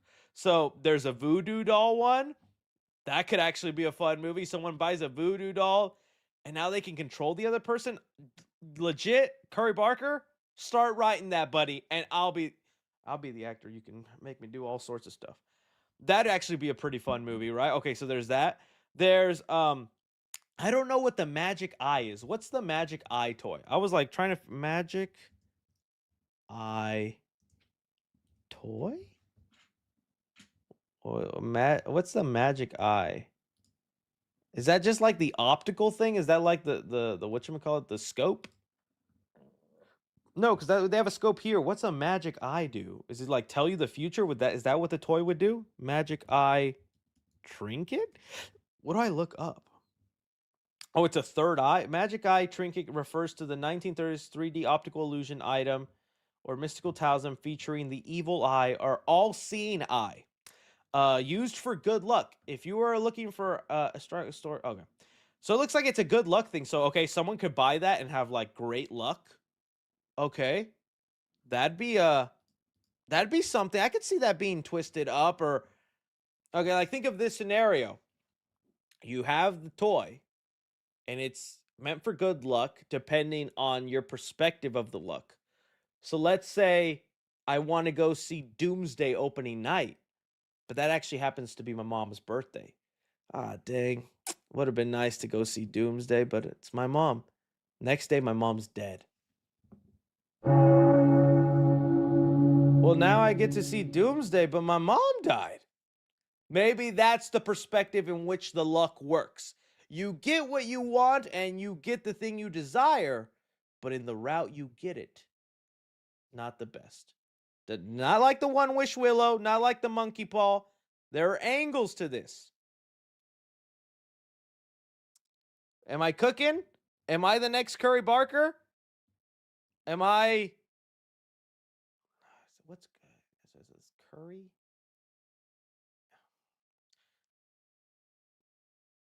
Calamari Wolf.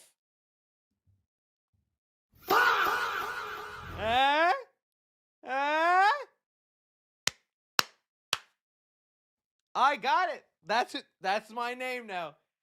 Calamari Wolf. I do the Timu Curry Barker movies. Taco Parker. I actually like the way that worked. Taco Parker. Kitty Meower. Kitty Mower. Okay. I don't know.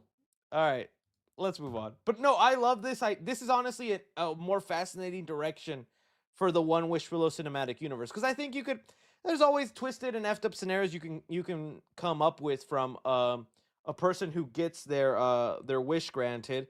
But I think the idea of these other trinkets that also happen to work could lend for some fun stories. So yeah, I like that's been going around. Okay, let's go into your viewer submitted questions. Said you're fired. You're fired. Someone said piss Carker. From the twisted mind of Piss Carker comes Goon Session.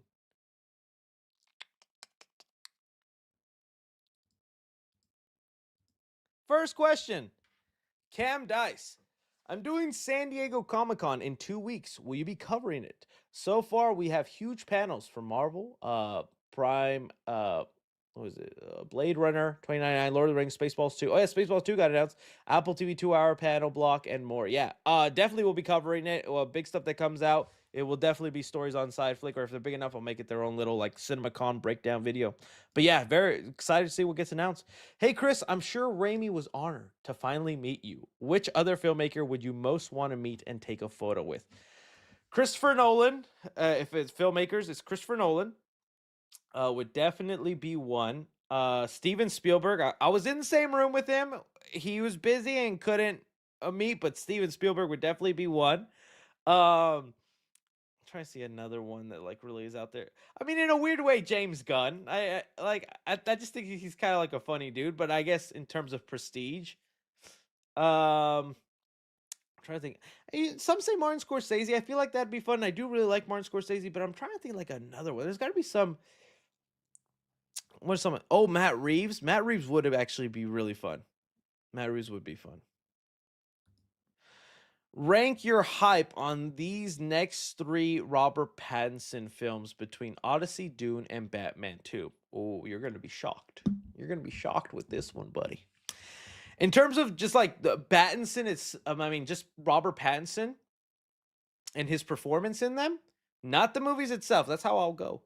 Not the movies itself, but in terms of Pattinson and his involvement in them, in terms of their performance, I actually do think Odyssey is at the bottom. I think he's going to be really good in it, but actually, from the clips and stuff I've seen, haven't seen too much that where he's the standout that I really want to see. It's like definitely like Tom or Matt Damon, things like that. But I'm sure he's going to be great in it. But there. Then I will go Dune 3. Just because I think he just looks so sick, so menacing. I feel like he's going to pull off just a nice, funny voice in that. Here's a wild card you weren't expecting, though. Number 2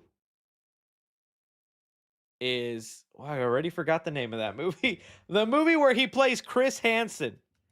I am like, genuinely, I think that's one of my most anticipated movies now of this year. Primetime, there we go, Primetime. That's the movie where Robert Pattinson is going to play Chris Hansen. I am very excited for this. All because of his performance. I would have been interested in this movie. It could have been Jake Gyllenhaal, which love him, Leo as well. But something about the way Robert immerses himself and does the voice, and from the trailer, he's like, "What are we planning on doing here today?" And when he says, "I should take a seat," I'm gonna get up in the theater and go, "Oh, he said it! He said it!" Oh, I cannot wait. Honestly, very excited for this, like genuinely. And then Batman Part 2 for obvious reasons. Mainly also because I think they're going to dive deeper into the Bruce Wayne persona. And I really would like that fleshed out. I think that'd be so cool, especially if he develops the fake side of it. Like, because there's almost 2 Bruce Waynes. There's the depressed, sad, would rather be Batman. That isn't Batman. There's like 3 personas in him. That Bruce Wayne, where he's defeated and sad, depressed about his parents. Then there's the Bruce Wayne where he's the playboy. He's the show-off. He's the fake. I would really love to see that side of him, just like the way Christian Bale did in The Dark Knight, where he's like, "Oh, I own the restaurant. They're gonna get a table." Like, I love all that. Just wanted to say your content always makes my week so much better. I want to become the automotive 3C, but don't know where to start. Much love. Oh, nice, man. Automotive is big. I wish I knew about cars, buddy. But just talk about them news-wise the way I do. I mean, I think there's a way for you to do kind of what I do for auto news. There needs to be a cringy guy of the auto world, right? You could do skits. I don't, yeah. Hey, Chris, the challenge of a Naruto movie is similar to Dragon Ball, where it's hard to condense one of the 5 arcs into a 2-hour movie. I definitely agree. That is like a big uh drawback to it, because I think about it all the time in my mind. Like, how would I condense the first saga of Dragon Ball Z into a movie? Like, the evolution already messed up the Dragon Ball era. You can't start there, so you start with the first arc, which was the Saiyan saga, or the start of it with like Raditz coming in, and then Vegeta and Nappa. Those are the big villains of the movie. But it's like, they're right. There's so much history. There's so many characters and things you got to introduce. It's hard to, but if anybody can do it, Destin is proven. He works well enough. I don't know if he does the writing, but he's definitely in the writing room getting pointers, because I had no care or interest at all for Wonder Man. I said it every time Wonder Man came up. I said, don't care. Not going to be. That ended up being a really nice, pleasant surprise. Destin will find a way. Destin will find a way. True, you'll be collabing with Dead Meat, James A. Janice. Yeah, did you guys see his latest costume, dude? I don't even think I have those balls, dude. Let me see. Dead Meat Instagram. I was like, James, I would not be able to pull this off. Let me see. Look at this, man. Look at this god. He is shredded. He dressed up. Let's see if it's gonna let me. Look at him. Rocky Horror. Full fishnets and everything. It's gonna force me to log in if I try clicking on the photo. But full fishnets, and I'm like, dude, he's pulling it off. I would not have the guts to like actually try to make this work. That is awesome. That is so cool. But yeah, I did a little thing with James. He told me straight up though he doesn't have a timeline for when it would release. So it honestly could be a while, and he's a very busy dude. So it was just a little something where we just both chatted online with each other about something I really like and something he really likes, and it's like about an hour and a half conversation. It was fun. When it comes out, I'll definitely be the first to tell you. Did you see the trailer for Buddy? Barney Horror. I guess that's the best way to say it. It is Barney Horror. Yeah, I did. It looks fun. I like the atmosphere of it. Just wasn't much for me to like, dive too deep in, but very interested in that movie and excited for it. And I've heard good things from the festival circuit. Hey, Chris, did you know Ki Kwan is in Avatar Aang movie? Oh, is he? You should take a look at at the film's cast. You'd be surprised. Well, I bet it had a good cast, because their idea was to, have it go theatrical. And so I bet there's a decent amount of star power. And I did hear a lot of familiar voices when watching the trailer they put out. So honestly, it doesn't surprise me the star power in it, because it was made thinking this is going to go theatrical. We need theatrical level talent. Will AMC sell the Spider-Man popcorn buckets on Amazon Prime Day? Why does it have to be on Amazon Prime Day? I don't know what that means. AMC, the way they do it is they usually drop the bucket the Thursday the movie comes out. So if you're an AMC person, and that's what you want the buckets from there, you have to go to your AMC Thursday as soon as they open, and that's when they're allowed to sell the bucket for that thing. That's how AMC does it. Cinemark is pretty cool about, some people hate it, but Cinemark is very good about like releasing the bucket 2-3 weeks. Like, I think they already teased it on their Instagram or TikTok today that they have the buckets and they'll be in stores soon. So probably either by this weekend or next weekend, you could probably start getting the Spider-Man web bucket. How excited are you for Spooky Mama? Very. And it's helped me out figuring out the theme this year, because that's always the struggle is, what's the theme? What am I doing? Five Nights at Freddy's is looking to be, they are going to have the animatronic at Spirit Halloween. It's going to cost $500. That thing is going to sell out so instantly when they finally release it. I hope it's not like like a what was it called, Squid Game situation, where it's not really something for sale and it's more just a display piece. That's kind of like what the Squid Game thing was. Hang on, I'm trying to think this past week. Because yeah, Spirit Halloweens are starting to be built around the country right now. This is going to be the display for that animatronic. It's rumored that the animatronic will cost $500. I am for sure gonna try to get my hands on that. All that. I wish I could have the display. Heck, I'd probably find a way to recreate that. Honestly, like I want to just like recreate that and have that be the space. That would be spoiler. Maybe that'd be one part of it if I can figure that out. But that in itself, if that ends up being the thing I do, that helps me with the theme, and it's not just straight up Five Nights at Freddy's theme. No, I'm not just doing it that simple, but it plays better with what I would want to do. So yeah, very excited, looking forward to it. I just hope I actually am able to nab one and that it looks cool. I don't think we've gotten an actual official look. Like this video is out, but I'm pretty sure this is AI. This isn't like the actual suit and costume. I have yet to see the actual suit and costume. I think this is just someone that like popped it up. But if that's what it looks like, that'd be amazing. Yeah. All right. Hey Chris, when Dead Meat does a kill count on Blood and Honey 3, hope you're in the numbers bit. Well, that's one of the things I told James when we had our little conversation. I was like, hey, because I joke around with him that in the Blood and Honey 2, my voice cameo, he didn't mention it as a fun fact. And I'm like, that's a very important fact you missed, James. And he jokingly told me I actually got a lot of comments in that video that we did for us not talking about it.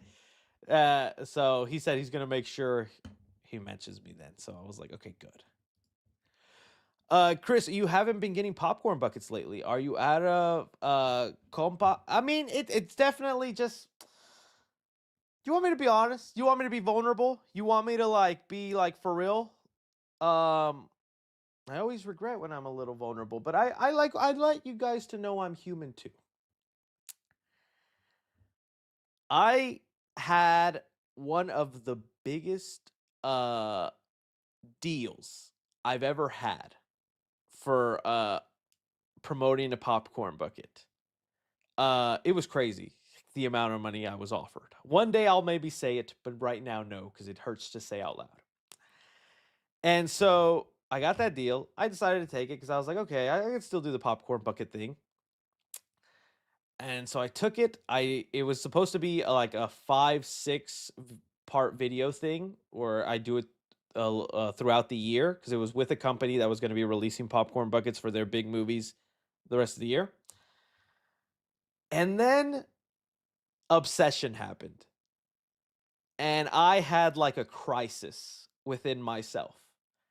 And I mean this in only the nicest ways because I genuinely am so happy for Curry Barker because he just seems like a great guy. And like I mentioned it before, he's hit me up as a fan. He says he's watched my videos, and this was way before Obsession and all that stuff.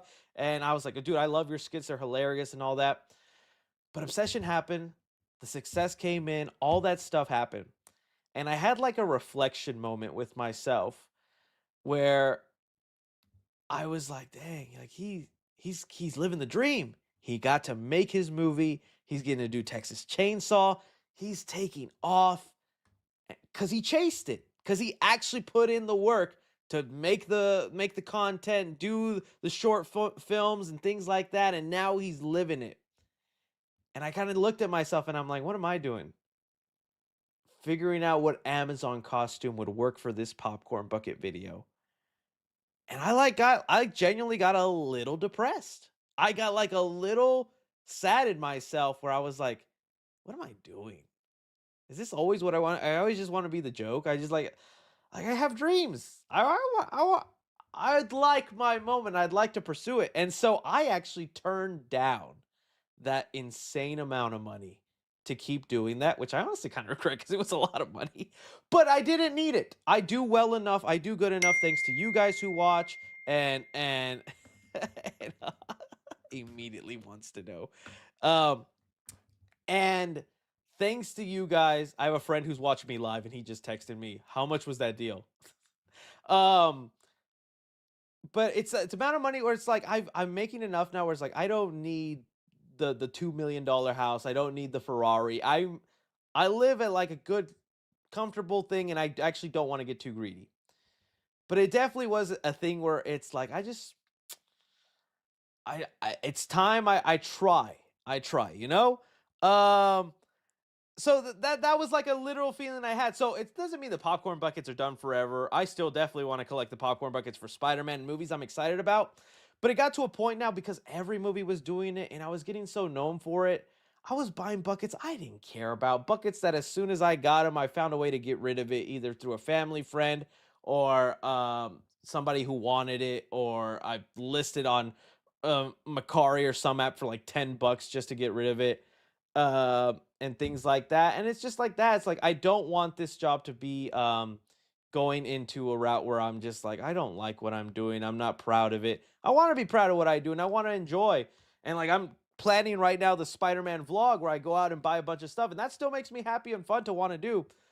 But I'm also now trying to think seriously about taking steps to like try things, not because I think I could be Curry Barker. No, I wish, but I'd like to know I tried to be. I'd like to know I gave it a shot. That's all I mean. Got vulnerable there with you guys for a second. All right. I mourn to watch that Batgirl movie. Hopefully they release it one day. Yeah, and J.K. Simmons was talking about that just recently in interviews. He was like, it was a good movie. He even said the test audiences weren't that bad. He said like the test audiences actually enjoyed it. I still don't think they scrapped Batgirl because it was bad. I genuinely think it's just because it didn't make sense for what they were doing. Because that movie was based off the Flash reset our universe, and the Flash was going to end with Michael Keaton being the main Batman of the DCU, and that was going to segue them into the Batgirl movie. All the drama and bad stuff happened with Flash. They ended the movie on a joke where George Clooney was it. It made no sense for that movie to happen or exist, so they're like, this is an embarrassment. We're moving on. Shelved. But I would like to see that someday. I think it's going to happen random Tuesday in the year 2035. Batgirl movie leaks online. Quick from season 4 review now. The season is over. It honestly had a slow start for me. There was definitely things they were doing this season, like with the dolls that came out of the lake, where I'm like, what? Okay, what even is this? But I will say the last couple episodes really did kind of save it for me in terms of getting me reinterested, hyping me up. I do just think it's time to start wrapping up and getting this story. You don't want to drag it on and keep dangling the fish of the mystery, because that's not fun. I really like what they're doing with the one girl who gave birth to Smiley, where she now is able to like have a connection will style with these things. I like that actually. I think that works. And definitely what they did with Victor's dad, where he like was having these visions and he didn't know what was fake or real. I actually did like that conflict. So it was a pretty good, but it's definitely like it's time to wrap this show up. Let's see here. It says George and Mandy's first marriage or young Sheldon. Right now, young Sheldon, but I'm still quite enjoying George and Mandy's first marriage. You have not been talking about X-Men because I have not watched it yet. Because I don't think I finished the first season. Not because I didn't like it. I actually did really like it. I just fell off and then I never went back to it. So I hear it's good though. I hear it's good. Hi Chris, I finally finished my graphic design course about 10 weeks ago. So I'm very happy. Well, nice, man. Very nice. In fact, I'll give you a little tease now. Well, see, it's like that's the thing is like I did watch the season. I know I got to the Spider-Man episode because that hyped me up, and I think that is the last. But genuinely, it's like Men in Black mind wipe, and I don't remember much of what happened that season. So maybe I just need to watch a recap video and then jump into season 2. But anyways, over the weekend I was in LA for an event that I'll be able to talk about soon. And I finally got to make my jingle. I hold within my phone the 3C Films official jingle, and it will be introduced in my Spider-Man Brand New Day video. My review for the movie. Brand new day, brand new 3C. Not trying to overhype it or anything, but I've been wanting a little logo adjustment and change and all that, and I'm very happy with the jingle and the new logo look. Nothing crazy. I know some of y'all are going to hate it, but you'll get used to it, and you'll like it. But it's finally going to happen. Chris, can I please get a happy early birthday? It's on Sunday. Love your content. Keep it up. Oh, yes. It's my birthday! Happy birthday, buddy. Enjoy your Sunday and your cake. May you have many more. Hey, 3C, I'd highly recommend you check out the 2011 Thundercats anime-style reboot. It's definitely a good entry point to get into the franchise. Oh, I didn't know there was a 2011 one. I knew He-Man had an updated one where the animation looks cool in that. Not the Netflix one, the one that came out like in 2006 or 7. I've always been wanting to go back to that one. But okay, cool. I didn't know about the Thundercats one. Spider-Man merch video. Also, how is Mrs. 3C and the baby? They are great. Thank you for asking. Love them more every day that goes by. Merch video genuinely might start being filmed tomorrow. I'm trying to contact my friend and get that scheduled because used to be my lady was my camera man for everything, and someone's got to stay home and take care of my kiddo. So trying to coordinate with my friend. If not, I got to find another friend or a family member that's willing to walk around with me in a Spider-Man costume in public. It's already embarrassing for me in it. Imagine being the one holding the camera. Final Saturday panel for Comic-Con gets announced tomorrow. And outside Apple, Star Trek, and Marvel, I expect Godzilla Minus Zero and Coyote. Coyote vs. Acme feels like a real possibility. I think Godzilla Minus Zero is already confirmed, no? If not, yeah. Any updates on Mortal Kombat 3? Will Kao Lang show up, and what do you think will happen in FNAF 3?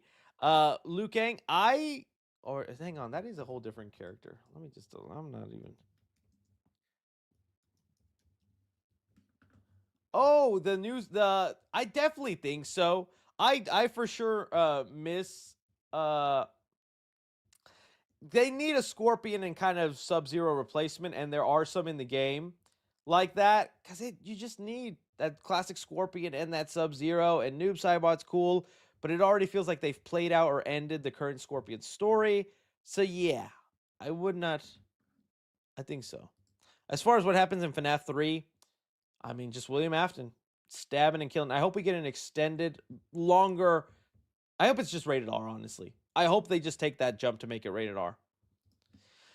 You're given James Gunn's job and must launch a DC universe. What would phase 1 look like?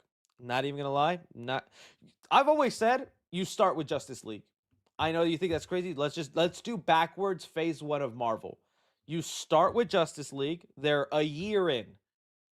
And then from there, you branch off to your solo movies until you do the next Justice League.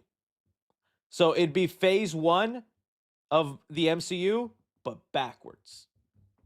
So it'd be Justice League, then Green Lantern, then Flash, Superman, Batman, Wonder Woman, and Justice League 2. Finally watch Born Again and One Last Kill. I'm getting ready for Spider-Man Brand New Day, by the way. I went to Cancun, Mexico. Oh, nice. Well, I hope you went to McDonald's and got the Spider-Man toy, because that's what they were having over there. Who do you think did the dishwasher scene better, Evil Dead Burn or the Chucky TV show? Yeah, they did do that kind of. I honestly would have to give it to Evil Dead Burn. I like what the Chucky TV series did, but it was a lot more painful and unforgiving in Evil Dead. I mean, you fell and you're stabbed. Then she gets on top of you and pushes you down more. But at least the Chucky one, that, finished the job. Jungle Book and Alice in Wonderland live action are the only ones I prefer over the OGs. Those are the good ones. I know some people like Cinderella as well. I'm holding out hope when Hercules comes that it's good. The only thing that gives me hope is they said the Hercules one wouldn't be much of a remake. It'd be more like an inspiration from the animated movie and all that. But knowing how vibrant and colorful that is, it's going to be a gray, sloppy mess. And I still want it. Thoughts on updates regarding Danny McBride's G.I. Joe? Oh, yes, I did see that. I like his idea for it. He seems passionate. He was in an interview and he said G.I. Joe was like his favorite thing growing up. He had the toys and everything. And he even reads the G.I. Joe comic books. And that's what the movie's being based off, is a storyline where there is this city where it's like a little small town. The Joes end up there and then they find out every member of that town is a Cobra agent. I'm like, that's actually kind of cool. So yeah, I'd be down for that. I mean, he seems passionate and probably has a good entryway in it. Late congratulations on becoming a dad. Well, thank you. Is there a movie that you can't wait? Oh, dude, when your kid gets older, much love. Tons. I think genuinely every day I come up with like 100 movies. Oh, I gotta show him that. I mean, just off the top of my head, like I can't wait to show him Rocky. I can't wait to show him Indiana Jones, Back to the Future. I'm thinking about the movies that like I should be thinking about. Like, well, I'm sure he'll love Toy Story. No, I want him to feel pain, to feel triumph, to understand in this world you gotta be a man. Now let me show you this teacher that wears a fedora and goes on adventures. Dun dun dun dun dun dun dun. Iron Giant is for sure one of them. Things like that. It's just a ton of stuff. I can't even wait to show him RoboCop, but it's like he's gonna have to wait because that one's actually very bloody and violent. That scene where like at 2-9 just that's crazy. Showing them that at 7, yeah, they used to sell toys for this. Can't buy them for you now. They're like $50 on eBay. Because if I bought them, they'd be mine. But yeah, tons of stuff, dude. Tons of stuff. Terrifier 2 already. I don't know when I'm showing them all that. I'm definitely gonna wait. I'm not gonna wait till he's like 18. Okay, come on now. I'm still a bad parent. But you know what? There's tons of parents that like do it young. I go to the horror conventions, and dude, there's little tiny kids dressed as Art or Michael Myers. Some of those I could see being okay. Like I could see him showing him Chucky. Honestly, to me, as long as there's no like nudity or sexual stuff in it, I just like it's violent, but that's okay. The world is violent. Since modern horror audiences do not like animal deaths, do you see it making a comeback? That's such a crazy thing. Do you think they'll kill more dogs? I'd like to see. I mean, you never honestly know, because I remember when through growing up and watching horror movies, a lot of the unspoken rules of horror is, you don't hurt the animal, and you don't kill kids. Like for the longest time, the kids one was sacred. If a kid died, you did it off screen or you implied the death. Now, like you could straight up see kids get blown up, like even tortured in some scenarios. But I think the dog one just always hits different. It just hits different because it's just such a loving animal that wants nothing to make you happy and just to like hurt them is so bad. I like it more in the sense of like what Thanksgiving did, where like they like teeing you up like the guy's about to kill the cat. Instead, he just gives the cat like milk or tuna. It's like, oh, that's kind of cute. No, but I hope that doesn't make a comeback. I'm not saying you can't do it. I didn't particularly love it in Evil Dead, but it definitely made me go, oh, dude. Yeah. Blood thinks he's Naruto. Oh, Naruto? I was like, oh, who's Naruto? You've been looking at my feet? Hey, Chris, super excited to hear the Naruto news. Great news anime. Greatest anime of all time. What other animes do you think will, as a live action movie? My Hero, Dragon Ball. Well, I know My Hero's still being worked on Netflix, right? They say it's going to be a show, but after Avatar, who knows? Hopefully it's more like the One Piece than the Avatar. Dragon Ball for sure. Like we just need it. It needs to happen. I can see Attack on Titan, and some of these that I mentioned, I believe like in Japan, and they've already made live action versions, so they kind of already exist. But in terms of a North American version, I'd like them to try Death Note again. That's just such a cool one. It'd be nice to see that done in a movie form, although it's a lot to do. Attack on Titan. Let's see what the chat's saying. One Punch Man would be kind of funny. It'd be a satirical take on it. Let's see here. Naruto, Dragon Ball. So leaving Narrow Finger. Digimon, dude, I would kill for a Yu-Gi-Oh. Dude, I loved Yu-Gi-Oh as a kid. Yu-Gi-Oh, it's time to duel. Birthday was July 1st, bro. Hit that button, please. It's my birthday. Yes, sir. Birthday. Between Spider-Man Brand New Day and Doomsday, which one do you think has the best shot at overtaking Endgame in the highest grossing movie? Can it ever be done? I think it can be done. It's going to definitely take one.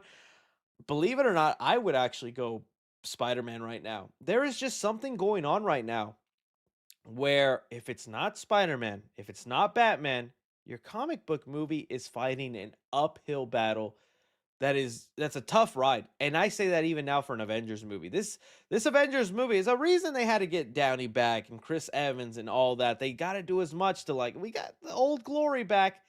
I genuinely think there's a chance Brand New Day could outdo Doomsday, if not meet it at its level. Who knows? This past Tuesday marked 5 years since your OG merch hunt with Space Jam New Legacy. Great seeing how fast you and the channel have come. Oh, thank you. Thank you.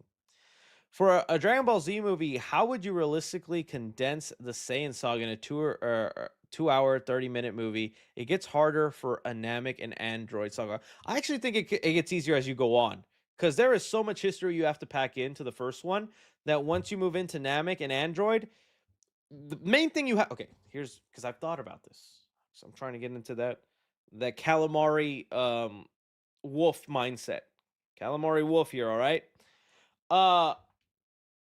With as it goes on, I think what you'd have to tell the audience is we're gonna do the iconic moments, we'll do the points of the anime, but for it to work in live action, we are gonna have to make some changes that still serve the purpose of the story and the characters, but we have to have some shortcuts in between things, and we got to cut stuff up. So when it comes to like the Saiyan saga, I've always thought when you open the movie with a little reunion party at Master Roshi's house. They're having a classic cookout. All the characters that we know are there. Krillin, Roshi, Bulma, and Goku shows up, and you make it clear we haven't seen each other in a while, and this is a little reunion, and Goku shows up with Gohan and all that stuff. And I think that little party is a quick way to catch everyone up on the history with the characters, the dynamics, and then who crashes that party? Piccolo. And then it's just like in the anime, warning them about, I sense an energy. No, we have a thing. We'll do that. But then again, there's stuff you have to cut up. I don't think you can do the whole, like, Goku has to speed run through heaven to get to I'm forgetting all the names now, but the little planet guy with the I'm completely forgetting his name right now. It's space now for me. But where he learns all that stuff on that planet. You can't have him spend 4 episodes where he's just running. What is it? You guys are gonna tell me the name right now. Hang on. It's gonna bother me that I messed up the name. King Kai. Thank you, King Kai. But I mean stuff like that, and it's like also, because part of it is like, oh, they have a warning. These Saiyans are coming and they need to train. And then I would want to set up the Piccolo and Gohan relationship because Piccolo starts training Gohan there immediately and things like that. It's definitely hard. It would be a tough challenge, but I think the first movie would be the hardest. And then the changes for Namek and Android, I think, could be much easier done. Look at me. I'm over here like pitching it.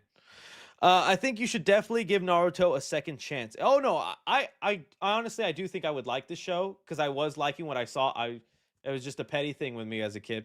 It gets good after the tuning exam, and since Rock Lee is your favorite character, he has a memorable moment during the Sasuke retrieval arc. Interesting.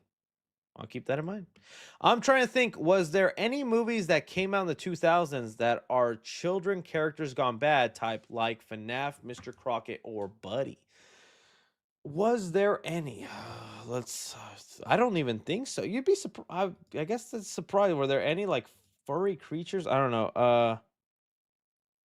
What do I even Google for that kind of thing? I'm honestly gonna have to rely on the chat to see if there were any. I mean, Children of the Corn. No, I think more what he means is movies where it was basically horror Chuck E. Cheese, where it was an animatronic or a guy in a costume type of thing. kind of going after you to kill you in the way that is happening with FNAF, Mr. Crockett, or Buddy. I do think there wasn't that many. No, but it's a fun genre. I'd be still I'd be down to keep seeing. Any thoughts on the Necromancer adaptation TV show? Neuromancer adaptation TV show on Apple TV. Will it be faithful? I don't know. Sadly, I don't know what that means. Let me see. Neuromancer? What is that? What's Neuromancer? Neuromancer is a 1984 science fiction novel by William Gibson set in the near future. The narrative follows a case a computer hacker enlisted into a crew by powerful artificial intelligence and a traumatized former soldier to complete a high stakes. Oh, okay. I definitely saw the artificial intelligence and I was like, kind of just those plots are just that you have to be doing something really unique to get my attention now because it's just so overdone. The AI storylines now in Hollywood, but the heist thing reeled me in.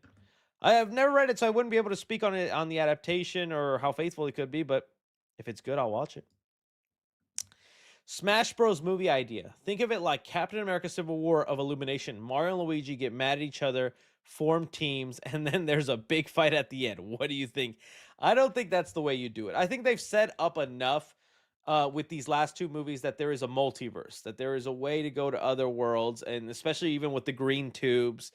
I just think who is the one that orchestrates the battle and for what purpose? What does the winner get from a Smash Bros tournament?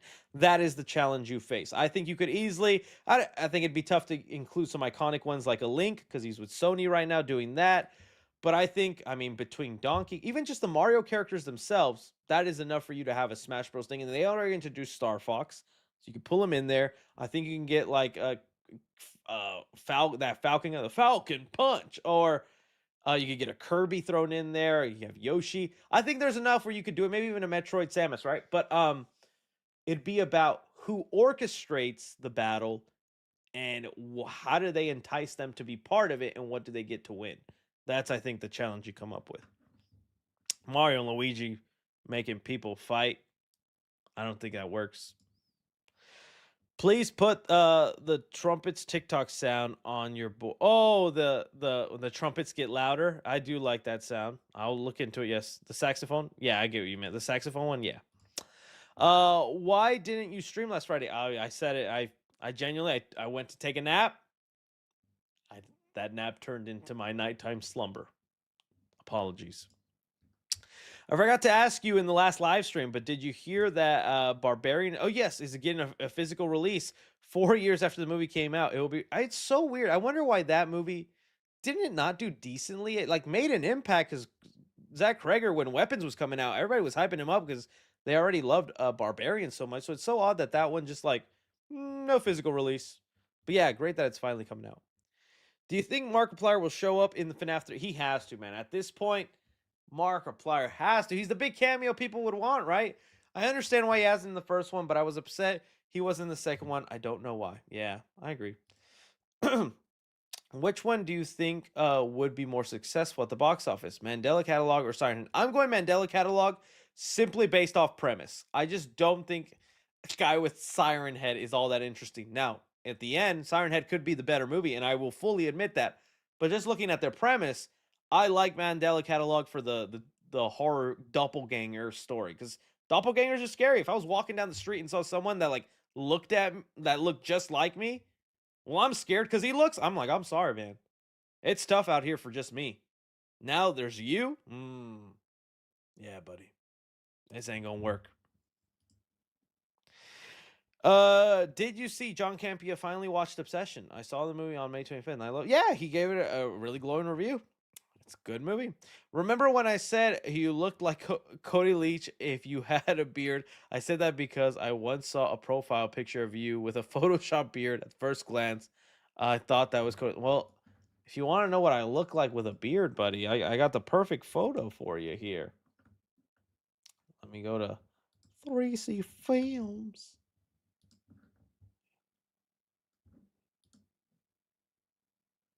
There you go, buddy. Sammy 3C. Fa. I could make it work. When would you want the 2000s Hulk, Punisher, Fantastic Four, or Ghost Rider alongside? Yes, I would actually love all those characters to somehow be thrown in to either Doomsday or Secret Wars, especially like a 2003 Hulk. I don't know, that'd be fun. Ghost Rider, it'd be nice. It feels like he's the last like old character that has not had his return in some way. Because we currently have a Punisher, we have a Hulk, we have a Fantastic Four, but we don't have a new Ghost Rider. We got Blade to come back and do it. We even got Elektra to come back. So it'd be nice to have Ghost Rider show up. Have you seen people shipping Markiplier from Iron Lung and Ryan Gosling from Project Hail Mary? I have not seen that, but okay. Two people in vessels that need to find love. Have you started Punisher Marathon yet, Unc? Very soon, very soon. Hey, Chris, did you hear a new Fast and Furious spinoff called Drifter? Just got a trailer come out, and it looks awesome because Han is... okay, I think you just fell for some Facebook bait, man. No way that's real. A Drifter?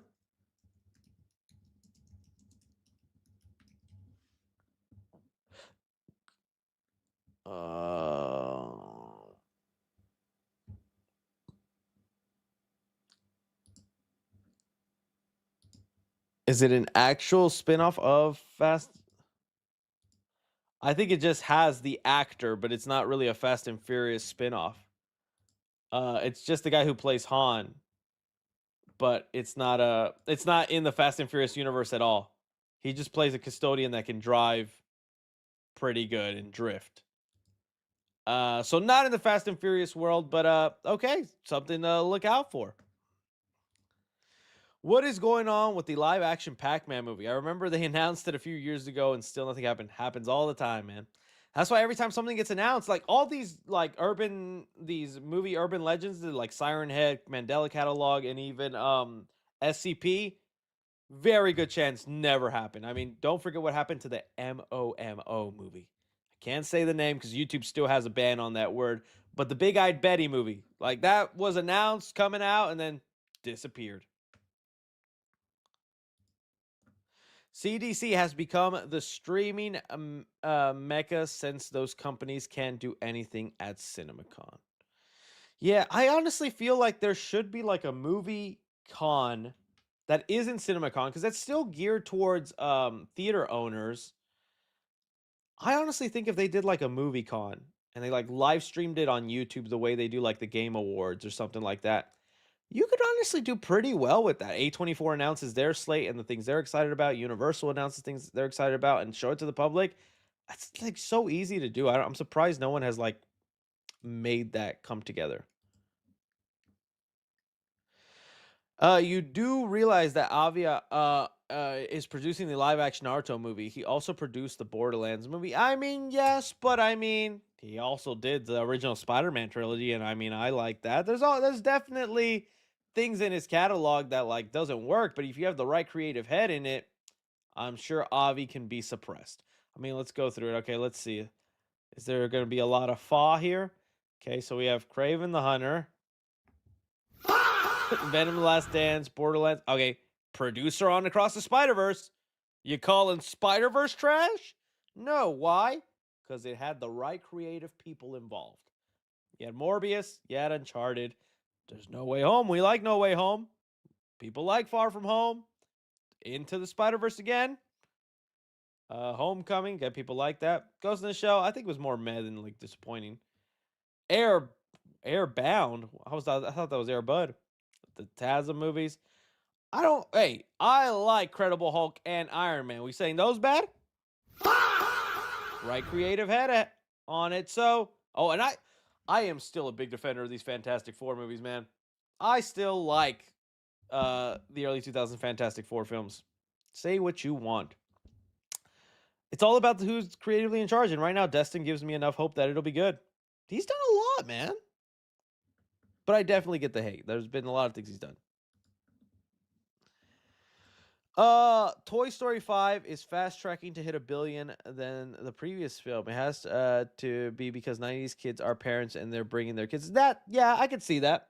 That definitely is like a thing, and I just think they had an intriguing premise that people wanted to see. And maybe the Taylor Swift song, "Singing You Tonight." I was thinking, I love you, I hold you. You see that I was joking for comedic effect. You see that Pan movie with Hugh Jackman going viral? Yeah, that's like an old movie. I'm surprised what like all of a sudden people bring it up, but yeah, I remember that. Chris, just wanted to clarify. When I said hop off my meat cut, I was replying to another chatter, not you. Didn't me? Oh, buddy, it's okay. We have that repertoire here. If you said it, I took it as with love. So allow me to jump back on said meat.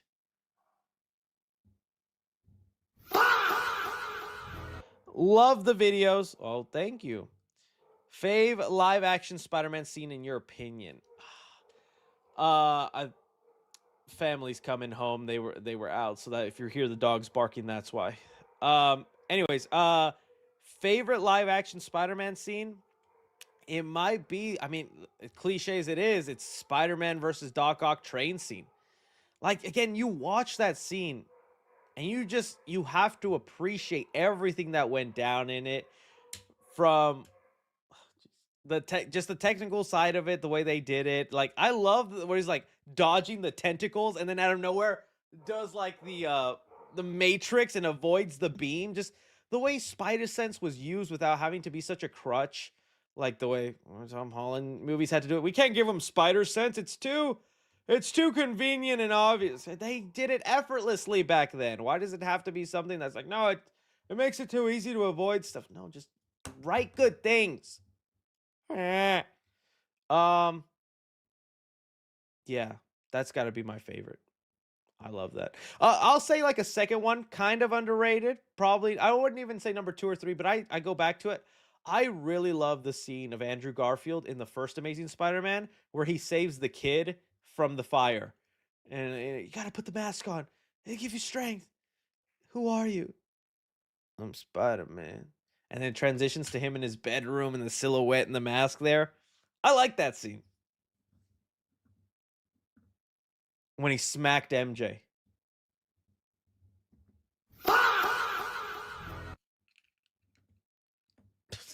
Can you imagine?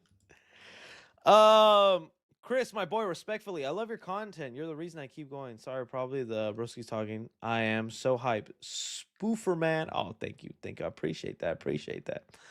All right.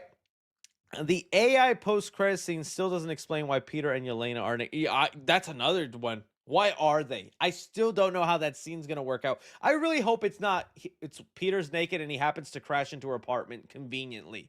Out of everyone in New York, everywhere you could have been, you happen to have run into Yelena's apartment mid-bath. What was that schedule like? And drop the Addy. Lightning about to strike twice.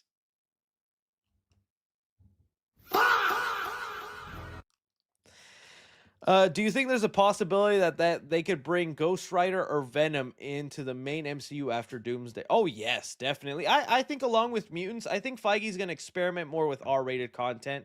And I think Ghost Rider could be one of those things. I think Midnight Suns, Punisher, possibly. So, yeah. My favorite shot so far is Spidey doing the stance in front of the hand. And dude, that's so just literally just unbothered after he's already probably been beaten. The way he looks, he's been defeated. It just unmatched. That's going to be a top favorite scene now. I think Frank was going for the head, but Hulk, yeah, got his hand. Either way, unless it's the eyeball, I don't think a gunshot's doing any damage. But yeah, not that it would have done a dang thing. Exactly. Yeah, you're right. Do you remember the first time a celebrity commented on your social media post? If so, who was it and when did it happen? I mean, I guess there's levels to the celebrityism. I've definitely gotten more famous people that are willing to admit that they watch me or they know of me. I wonder who they are and if they're out there. whatchamacallit, but the first one, I mean, I guess it was honestly Lars Kelberg, I think is how you pronounce it, the director of the Child's Play from 2019, or Gabriel Bateman, the main kid in that movie. I remember he posted on social media a new poster for the film, and at that point I had so many Chucky videos, and he commented or in the caption going, "Wonder what Chucky boy will say," and I was like, "Oh, he watches. That's crazy."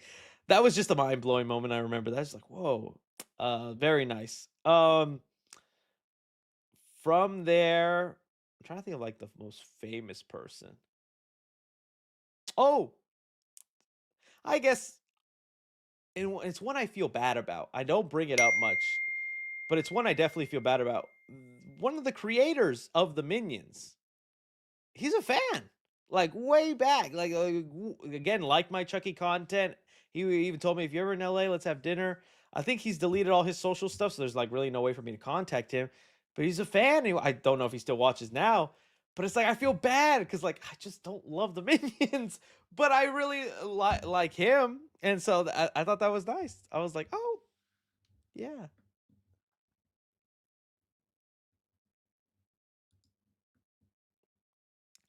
Hey Chris, I made an extreme low budget horror movie. I'll upload it on my channel. When you're done with all your topics, I'd love for you to see it on your stream. Okay.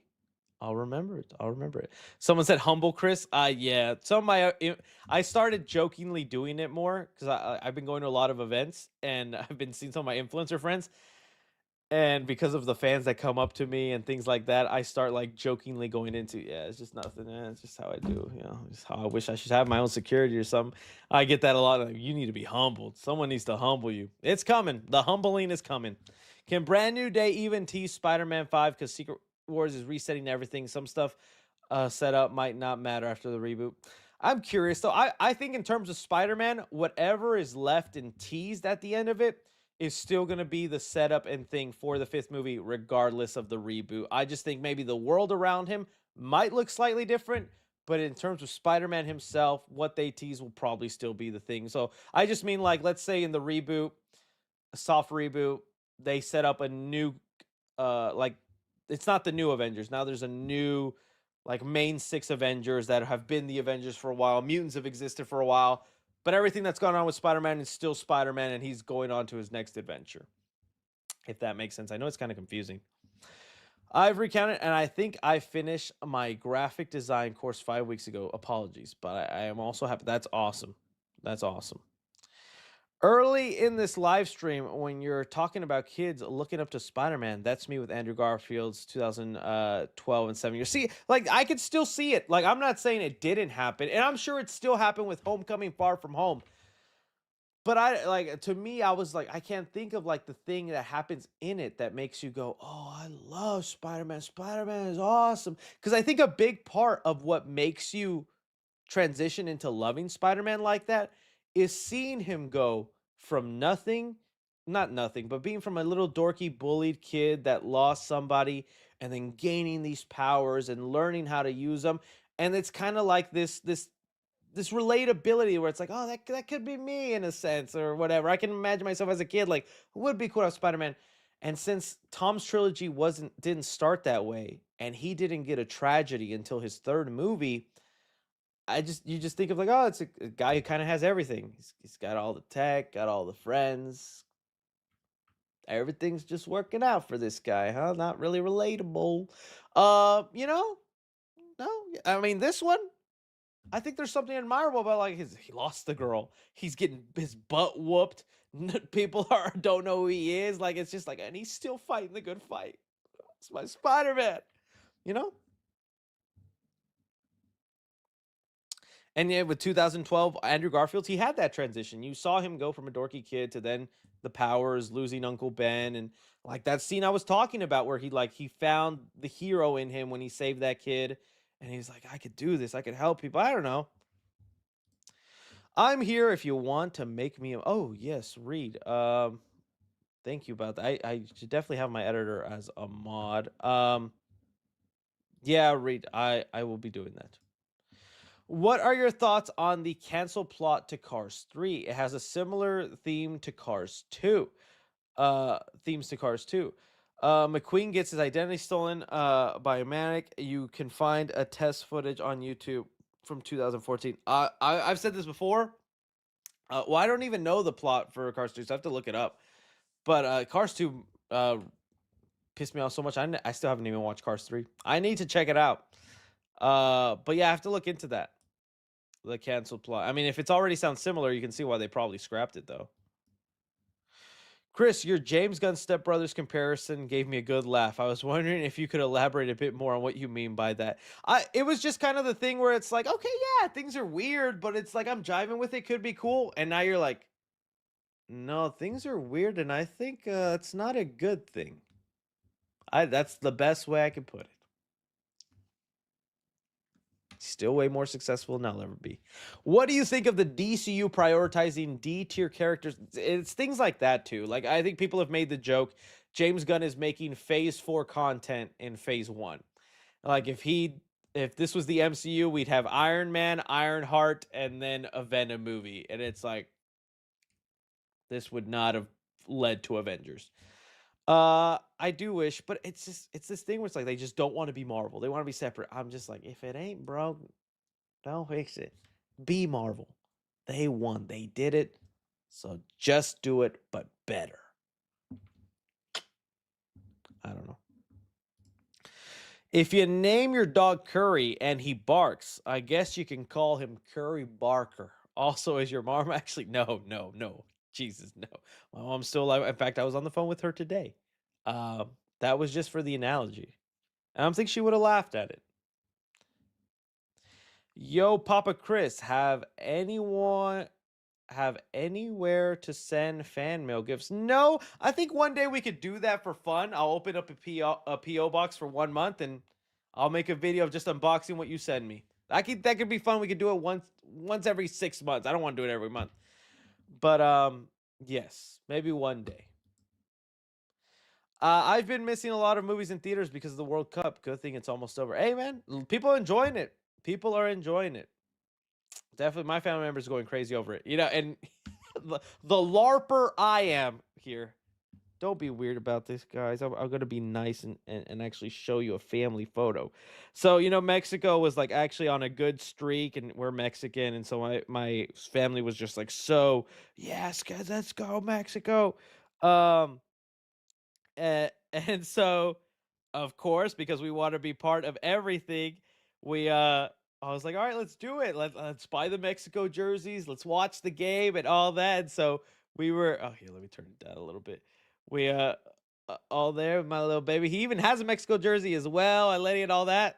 They lost.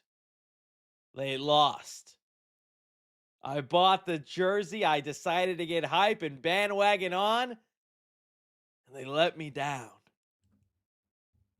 How you gonna lose if I had the jersey on?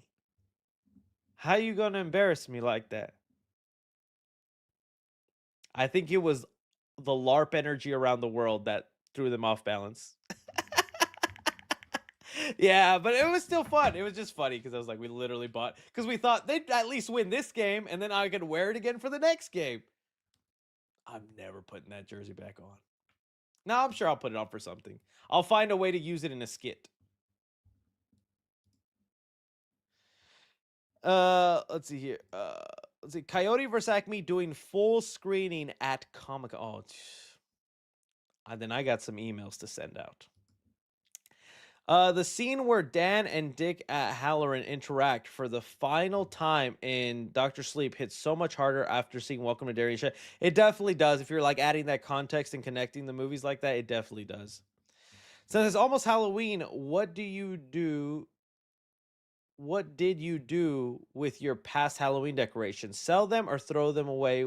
Usually what was in the studio will end up becoming my front lawn stuff. So like what you saw last year, that stuff ends up becoming the stuff I put in my yard for just the Halloween decor.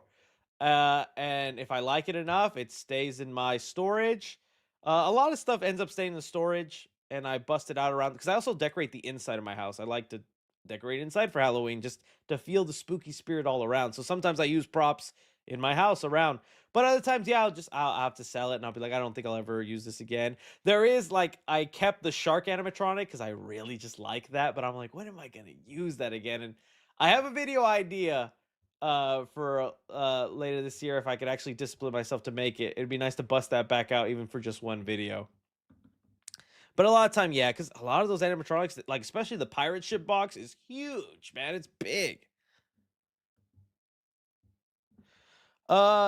See, since it's almost Halloween season, what did you do? Oh, yes. I know you said you never watched Avatar: The Last Airbender. But do you plan on doing a spoiler-free review on the Avatar Aang movie? I feel like I would probably need to watch the show, right? To like, maybe not. Maybe that'd be the thing. I could watch it and tell you my point of view as someone who hasn't seen anything. Is like, is it good for a casual? 3C Films lets you know. But it's not that I never want to. I do want to sit down and watch Avatar someday. It's just, it's one of those shows. It's like, oh, I want to get to eventually and watch. Any news on the Friday 13th TV series? Yeah, I think they have a panel coming up at San Diego Comic-Con. They're going to reveal some stuff, so that should be fun. Hey, Papa 3C, please tell me we're getting a brand new date. Yes, I am planning to. I've already bought some stuff and all that. Honestly, it's the embarrassment. The Spider-Man ones are harder because it's just such a tight suit. And it's not even about, oh, I look so fat. And it's like it hugs. It hugs my web shooter. I don't know if I'm allowed to walk around like that in a mall in a setting. So I'm trying to think a way around that. I'm trying to think of what I could do. But I'll keep you posted. Any movie or show property revival you'd like to see? PS, can't wait for the Spider-Man cringe show next month. Much love. I definitely need to hop on that. Property revival I'd like to see. Jumper. Jumper was on TV the other day, and I was like, this is such a cool idea. Let's do Jumper again. You don't even have to make it a reboot. You can set in the same universe, bring back Hayden Christensen, and let's just do it. I think that'd be fun. I'd like that. Any advice for someone who might give up their filmmaking? Don't give it up. Just try it, dude. Just try it. I mean, just like you and me, we might not get anywhere with it. We might never get our shot, but at least we tried. You know we'll regret it if we don't try. You should watch Rocky Horror Picture Show sometime. It's very campy and a lot of fun. You should definitely also watch it with a live audience too. I've heard that. I've heard of those screenings. I need to find one in my area. Hey Chris, what is one movie that after you watched it, you were the maddest that you had been because of how bad it was? Oh, I mean, first Winnie the Pooh, Jeepers Creepers 4 for sure. I mean, Moana, it's just nothing but a time waster. The live action one, it was just like nothing there. Just literally sat there, and I wish I could get that time back. The Moana one is the most recent one where I was just pissed. I was like, why? Hey Chris, 2 questions. First one being, when are you able to go watch Spider-Man Brand New Day? Review it. I don't have my screening yet. I'm trying to muster up the courage to send some emails out to try and attend the premiere, but I think it's a long shot. So no promise. No, it's a long shot because I rarely get invited to those. But I'm gonna send some emails out to try and see if I can. 2, what do you think of Apocalypse is big bad for the new saga? I wouldn't mind that. But I think they're going to do more Mr. Sinister because that's one that hasn't been done yet. The MCU likes to do things they haven't done before. But I won't mind if they eventually do like Apocalypse and all that. I think that'd be a cool one. Do you think they will get any kind of crazy announcements about Stranger Things on July 15th? It's the 10th anniversary of the show. Unless it's like a merchandising thing or a box set or something like that. Nah, I think we're silent on Stranger Things until they revive that thing in 5 years. Hope you're well. Thoughts on what? Oh, yeah. I talked about it on Sideflix. Very excited for it. Looks cool. Definitely Robert Eggers-y, but I mean, I'm excited, dude. It's a werewolf movie, and I just love his atmosphere. I love the atmosphere he creates in his films. Hey, 3C, have you finished Lego Batman yet? Also, my birthday was a few days ago. Same day as David Cornsweet. Wow. Maybe you are David Cornsweet, and they switched you at birth. Sue him and take Superman away. No, I didn't finish Lego Batman, but I had fun playing it the time I did. Honestly, you're my favorite YouTuber, but I'm going to take a pause on you for Doomsday spoilers. I understand. I respect that. Hey, Chris, Sunday we gonna watch Toy Story 5, and I was watching the last 4 movies. I remember I used to hate Toy Story 4, but rewatch it, I began to like it. I still think it's the weakest movie, and I agree. I think 4 is still the weakest movie, but right? It's like once you get past that ending and separating Woody, and you take it for Woody's journey, his story, his romance with Bo P, and all that, I'm like, there's some really good stuff in there. But yes, I agree. It's still probably the weakest, but I don't. It's overhated. Glad you agree. I think I like Doctor Doom's throne at the Shanghai event. Oh yes, I did see the photos of that. It does look sick.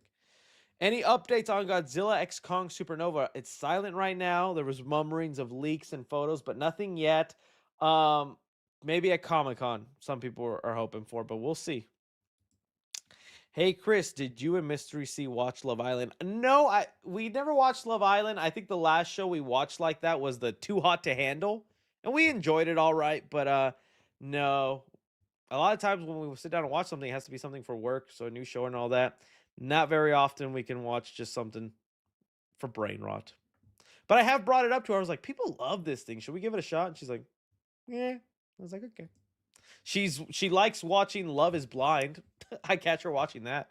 If you rank each villain from video game adaptations based on how threatening they are, Yellow Rabbit, Bowser, Eggman, King Pig, Angry Birds, Malgosh, Minecraft, and Shang Tsung, Mortal Kombat. Okay, bottom of the barrel, Malgosh. Come on now. That pig. I'm not going to talk you. Come get closer. Oh, I almost attacked you. I'd make bacon out of that pig. And speaking of pigs, then the next pig, King Pig.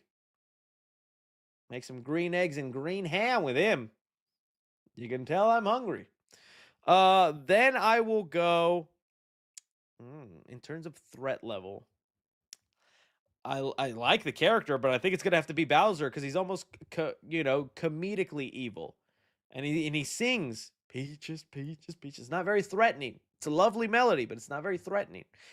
And he basically goes like kind of good in the last one. So, then from there, I think it has to be Eggman because again, it plays into the comedic thing. It's very funny. I love Jim Carrey, but I had a soft spot for him on that third one, especially when his own grandfather's like, "Oh, you're no Maria."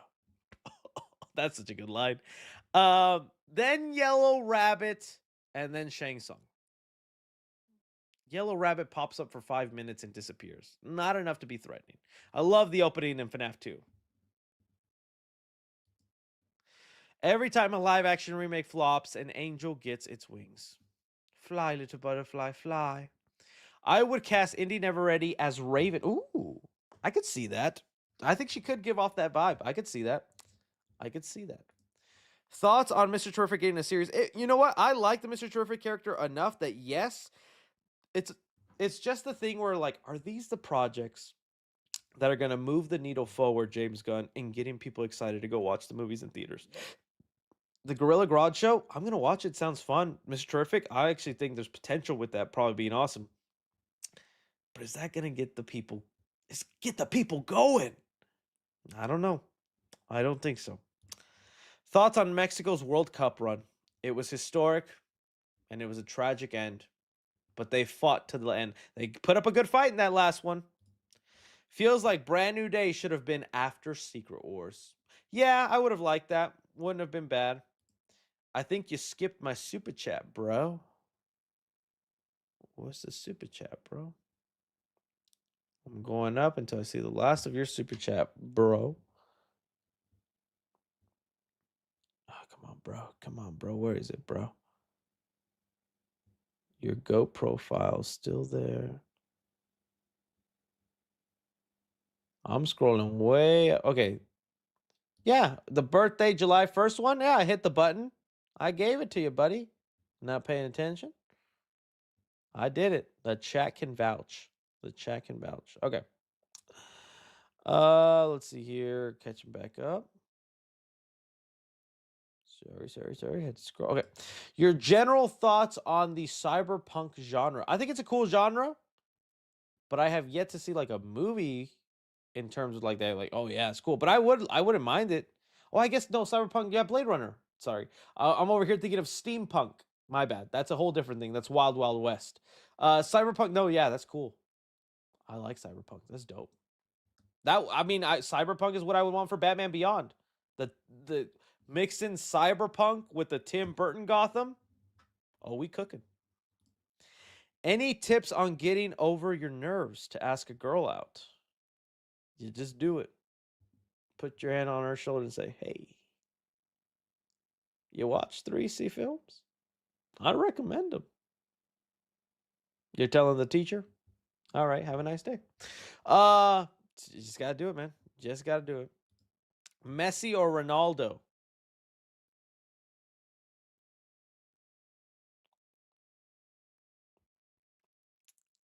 Dang. I'm trying to think of like a famous soccer player in some movie, and no one. I don't know the name of the challenge soccer guys. If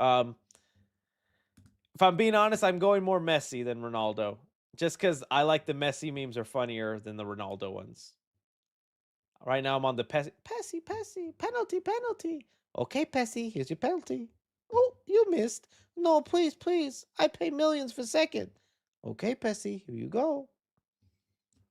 Ball knowledge, no. Did you know today is Mason Thames' 19th birthday? Oh, I got a text him, man. Me and Mason, we go way back. A Heel Demand sends in some love. Thank you. What does your sound effect actually say? Ha or something else? Oh, the fa?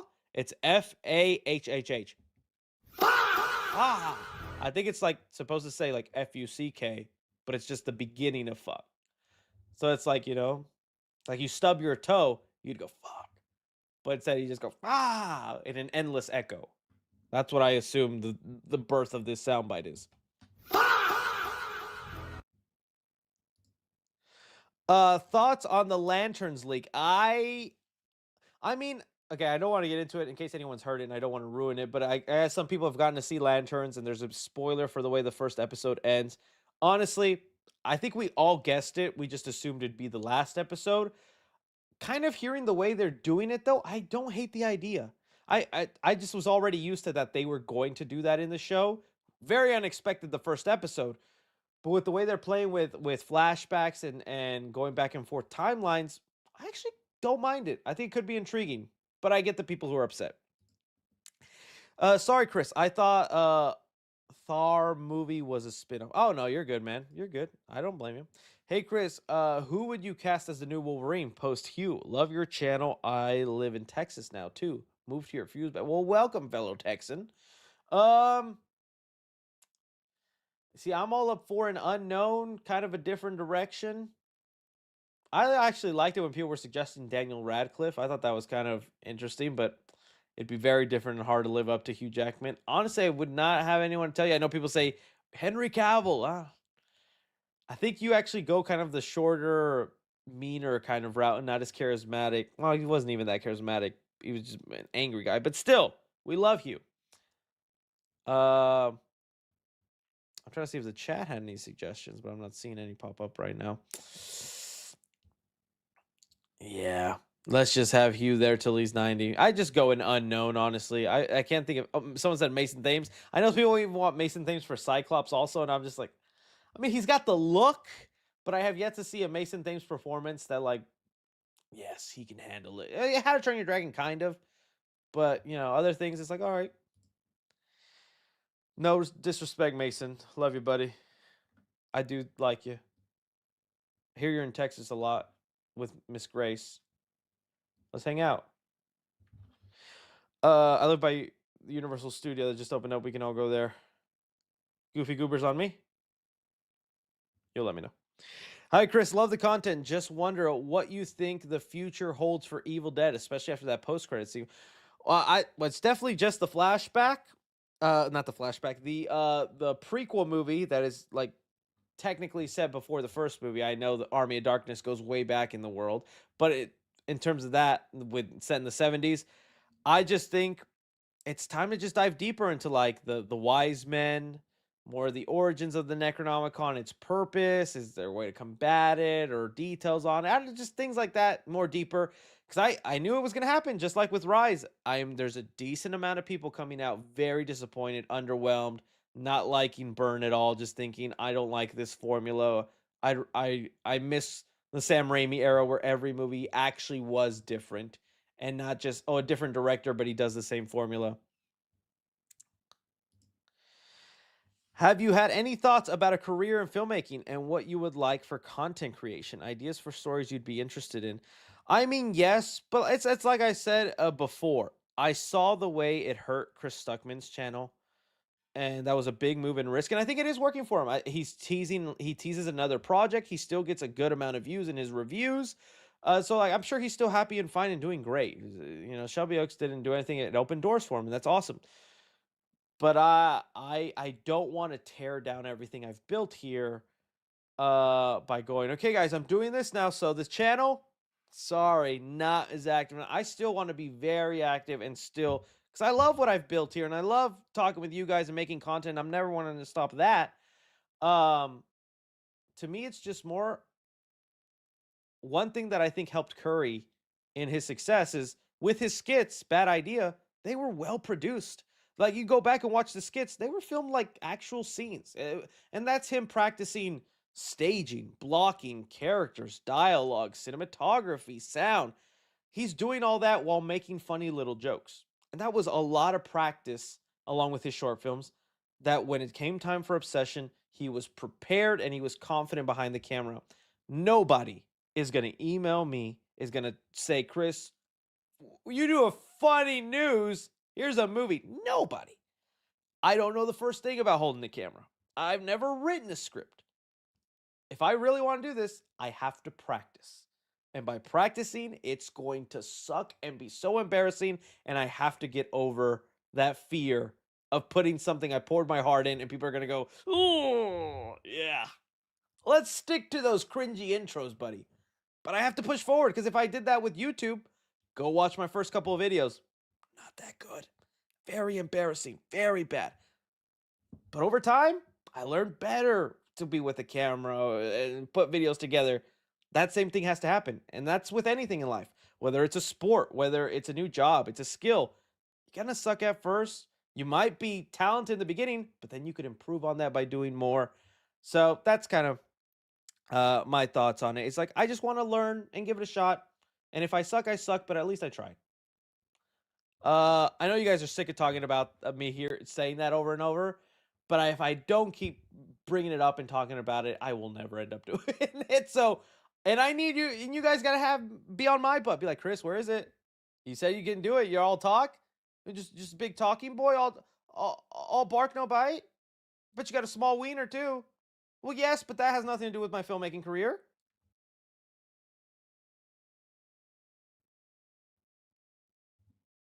To infinity and your mom. All right, that is the end of today's live stream. This is what we're going with. I want to thank you guys so much for being here and just having me blab on. This is my therapy session, and it means a lot that you guys are here for this. Again, apologies for last week not streaming. Still plan to stream every Friday, unless something comes up. But next Friday, I don't think anything comes up, and I will be here. So, love you guys. More content headed this way. Closer to Spider-Man. Love you guys. Have a good night. Take care.